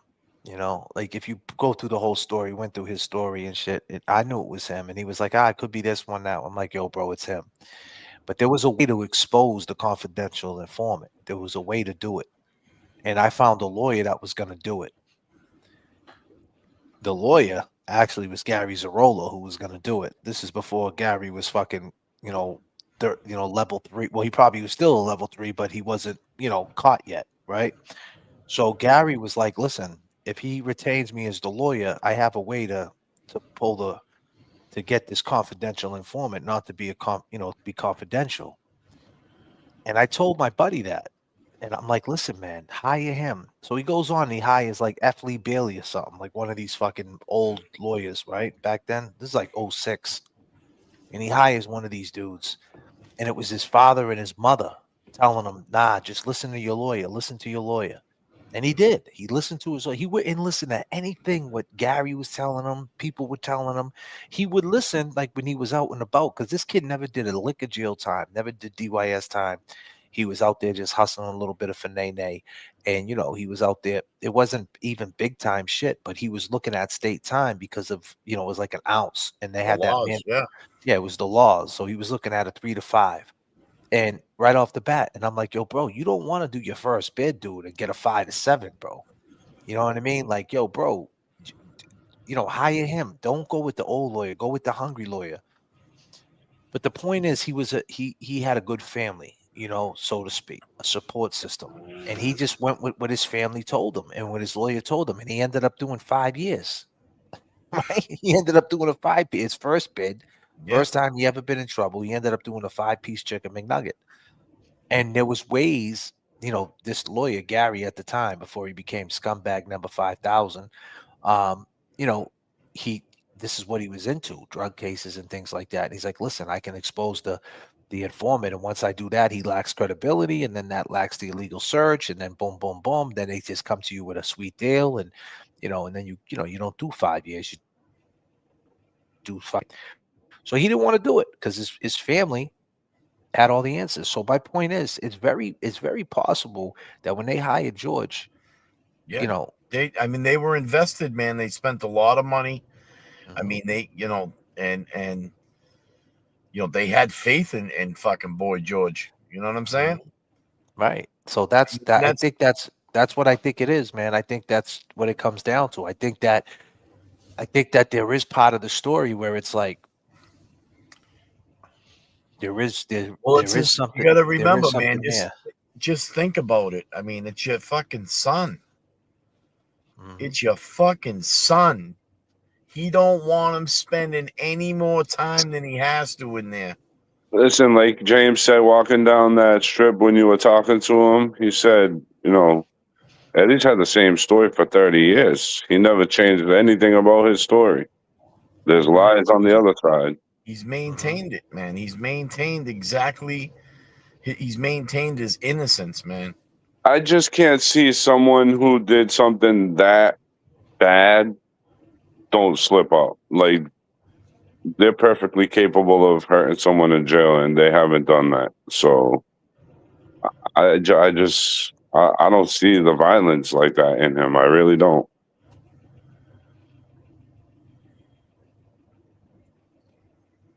The question is, though, he's got. But here's the thing. The question is, they're stubborn, though, too. Let's keep it real. Like Eddie, I listen to the emails that you have, and I listen to the emails that Brilliant has, and he's stubborn. He's stuck in that jail mentality where I'm going with facts. I don't care about throwing mud. I don't sling mud. All the jail talk. I don't sling mud. I only go with facts. That's all jail talk. Okay, but this is the internet. And if you can, if you, if Adi is the guy, right? If he is, for whatever reason, you never got a chance to say why he's the guy, or you figured out later, or whatever it might be, and you know this, and there's a reason why, whatever that reason might be, you might want to say it. Because people are reacting without you saying it. Just imagine if you said it. That's all I'm saying. You know, it's no bullshit. It's parallel to the Karen Reed shit. She never mentioned Higgins. He never mentioned Adi. It's fucking crazy. You know what I'm saying? It's like, it's like, well, if it ain't Higgins and if it ain't Adi, then who is it? Right? Higgins and Adi is the same person. Third party Adi, third party Higgins. Same shit. And the other thing, you guys, I mean, everybody's got to remember is that there definitely was, some shady shit that went on with the DA. I mean, so now you got 1,000%. You got two things going on. You got a young kid behind bars, all right, trying to. I see someone say, like, he's trying to scream from the rooftops that, I mean, his father was screaming from the courthouse fucking stairs, saying you got fucking cops on the stand lying. You got a cop admitting that they are lying. You got all this fucking evidence you didn't bring in. I mean, and that's the he's thing. Trying to go against. He has to go against the system that he's now a part of. And then on the other hand, fight the picture that was painted of why he's there. You know what I'm saying? It's like, it's a fucking tough thing, man. I mean, I could see him saying, like, nah, man, I don't want to fucking get parole and not be exonerated for this. Like, this is fucked up. I didn't do it. If you look at the fucking facts and the way it was presented, it should speak for its fucking self. Like, I was railroaded. Yeah, but here's the thing, though, right? There's two ways to look at this, right? One would be if Eddie was lying this whole time and his father finally just gave up and was like, listen,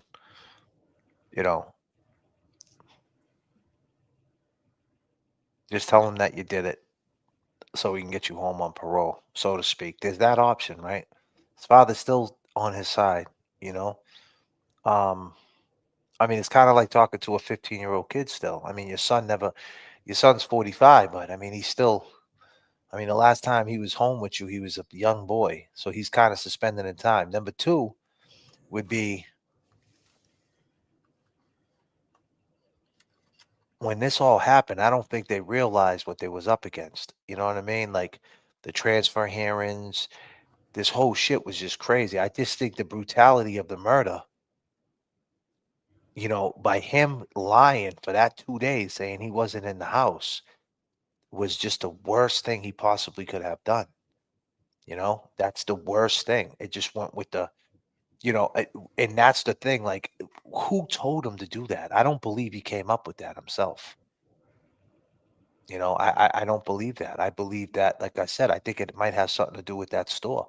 I think when he went to that store, they told him, nah, don't say that. When he went home, Dad, I went in the fucking house. I seen what happened. I seen her on the floor. Don't say a fucking word. I mean, Yeah, I don't know. What I was, and I said this to you, I've said this to you a couple times. I probably said it to Jay. He's talking about how he reacted with two dudes mugging him. He reacted. Someone pulled a knife on him and shit. He reacted to that shit. So why didn't he react in the house? You're telling me maybe that's why he was cut. Maybe he reacted. Maybe someone pulled a knife on him when he was fucking Janet, are you all right? Get the fuck out of here, dude. And if you look at his hand on the wound on his hand, it looks like it's a defensive wound. Like if the point of the knife hit his thumb and the other end was on his palm. Let's hear what James Jackson had to say out there in Miami Beach. What you say, James Jackson? What's happening? Tell him, James. Goddamn. Talk to the people, James. Is he still out there? With it right now, James? I mean, the only we buying into that Eddie didn't do it. Where you at with it right now, James? I mean, the only I'm not 100% sold on it, but I will say this: that Eddie's story was always consistent. It never changed, right? He's always remained in his innocence through this whole trial, this whole case. But someone else's story changed a lot, and that was that guy Adi Ortiz. I agree, James, for sure. A lot of inconsistencies in both stories, though, Eddie said he got jumped. That's a tough sell right there. But you know what? It'd be a shame that he's been locked down 30 years. You see where we're at in Miami, getting our minds right. And when you step away from everything for a couple of days, you really think about it. And it's a shame if he's been down 30 years and he's missing out on life, for sure.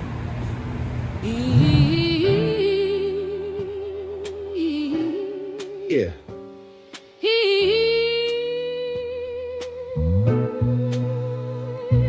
Yo. Summer of 1995, hot night in July. Why did Janet have to die? This is the story of Eddie, Commonwealth of Massachusetts. The system is petty, juvenile law and politics so deadly.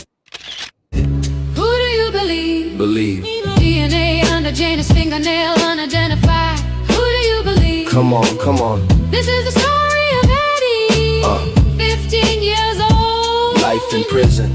This is the story of Janet, life taken and stolen. For no reason. It was the summer. July 1995. Do you all remember? 30 years ago, why she have to die? 15 years old, locked in a cage of murder that he always denied. Let's go. Summer of 95. Life goes by.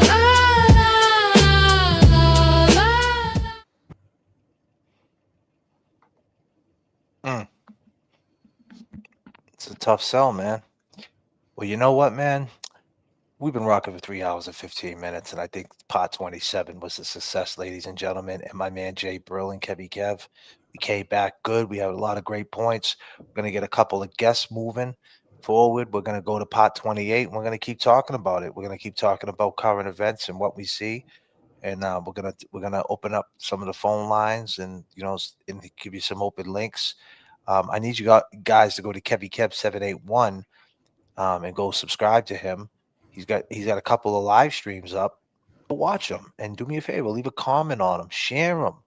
You know what I mean? Let's get that algorithm out. Let's get his watch hours up. Let's get him going, so we can start populating Kevy Kev streams and have this conversation over there once in a while. Go hang out at his house, so to speak.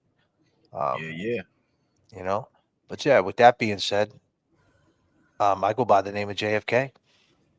I go by the name of Jay Brillon. And I go by Kevy Kev.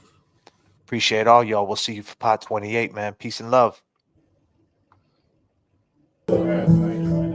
Static Selector made a song with Eminem, for sure, called Detroit Verse Everybody. He made the beat. And we had a song called Boston Verse Everybody. What up, Becky?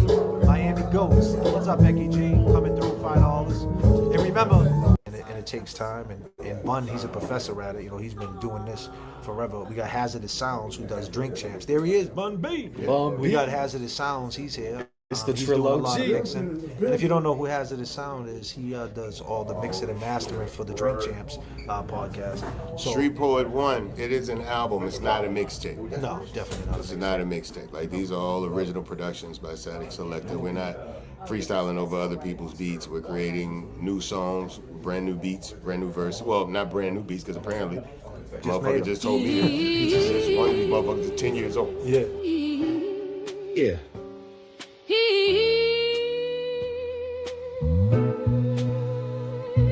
Yo. Summer of 1995, hot night in July. Why did Janet have to die? This is the story of Eddie, Commonwealth of Massachusetts. The system is petty, juvenile law and politics so deadly. 15 years old, known as Big Lovable Teddy. Janet Downing, 42 years old, what's the motive? Killed in her home, young mother devoted. Eddie went in the house, the door was open. She was on the kitchen floor, laying there frozen. Eddie claims this was not what he planned. Yeah. On and on. Back in the days when I was younger. Yeah. Turn me up in the headphones. Summertime vibes, you know what I mean? He put it on my mama. Where's my ladies at, on my mother's at, you know what I mean? Yeah, state to state, worldwide, listen. We pilot through the struggle, above and beyond. It's a long fall from pride. What you standing on? Goals in plain sight, get your landing strong. He fucked up to play because he ran it wrong. Underbelly of Boston, filled with racist rats. The sneak gets away, but it often traces back. They digging up the bodies, got DNA to match. Feds listening to your boss, he got life for rap. Damn, seems the greed indeed, it was trolling you. Court closed wrinkle, they smelling like mildew. Old Spice in the air, old law holding you. It's in God's hands with a creed overview. Too many suckers pulling, not enough pushing. Feeling like Guru, driving Boston to Brooklyn. God's working overtime, devil is cooking. Got shot twice, survived, but the cancer took him. Damn, back in the days when I was younger, Dad was never home, he put it on my mama. I was just a baby when I seen all the trauma. But on God, we gonna shine every summer. Back in the days when I was younger, Dad was never home, he put it on my mama. I was just a baby when I seen all the trauma. But on God, we gonna shine every summer. Come on. Daddy wasn't around, mama held it down. How'd you raise us on your own and never let us see you frown? Superwoman, you a superhero in my eyes. Seen you sacrifice it all to make sure we had better lives. You an angel like you came down from the skies. You came down from the skies. That's on God, on God, on God. That's on God, on God. And to all the ladies having babies on their own, I know it's kinda rough and you're feeling all alone. From the bottom, now I rose. Now this shit is set in stone. I can't leave my craft alone. Now I barely see my home. Static Selector. Barely see my home. Power Wild Baby.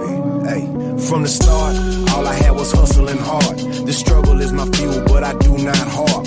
A lot of long nights hitting licks when it's dark. When bills due, me and lazy people depart. Prayer and meditation, gotta keep my mind sharp. Power Wild Hard, never been no mark. Move smart, big dog bite, but don't bark. Get you painted, I ain't talking about some art. The land of the free, that's a farce, cause everything costs. I upgraded from sleeping on the floor to a couch. From apartment to a townhouse, new ice mouse. Static Selected going out, bounce back from a loss. J.F.K grinding and barber getting bands. The whole team get paid if we stick to the plans. We suited at the Grammys, but we started off with grants. Supply and demand and expand, you understand? From the bottom, now I rose. Now this shit is set in stone. I can't leave my craft alone. Now I barely see my home. JFK, y'all. Barely see my home. Talk to him. Let's go. Cops on the scanner, them kids are in the street. The rats making profit cause they eating with police. Trying to touch their souls, but it's like they out of reach. So we hit them with some lyrics and we vibe to the beats. Baby mama wants some money, rent is due. But I spent all my money, yeah, what am I to do? Open case, in my bill under review. So it's fuck the PEO, and fuck the judge too. I'm stone cold, so what's the bottom line? Everywhere I go, I got problems on my mind. Trying to take it slow, and I know you wanna shine. They all want it fast, but they don't wanna grind. Life is a highway, we burning up the tri-state. We all try to get it, yeah, live it the flyway. Looking at you sideways, cause they all bitter. Stand up and fight, y'all, never be a quitter. From the bottom, now I rose. Now this shit is set in stone. I can't leave my craft alone. Now I barely see my home. Barely see my home. From the bottom, now I rose. now this shit is set in stone. I can't leave my craft alone, now I barely see my home. That being said, we're trying to, Heard they wanna see me fail, but all I know is prevail. Hope there's something you can feel, cause I gotta keep it real. You ain't no god, that's the only thing I fear. I got these scars, I've been on this paper trail. From the bottom, now I rose, now this shit is set in stone. I can't leave my craft alone, now I barely see my home. Always on the road, and I could never stop the way I'm always on the go. Bun's here for you. He's putting his time in, showing you guys, and just pay attention to how on the boat right now. You know what I'm saying?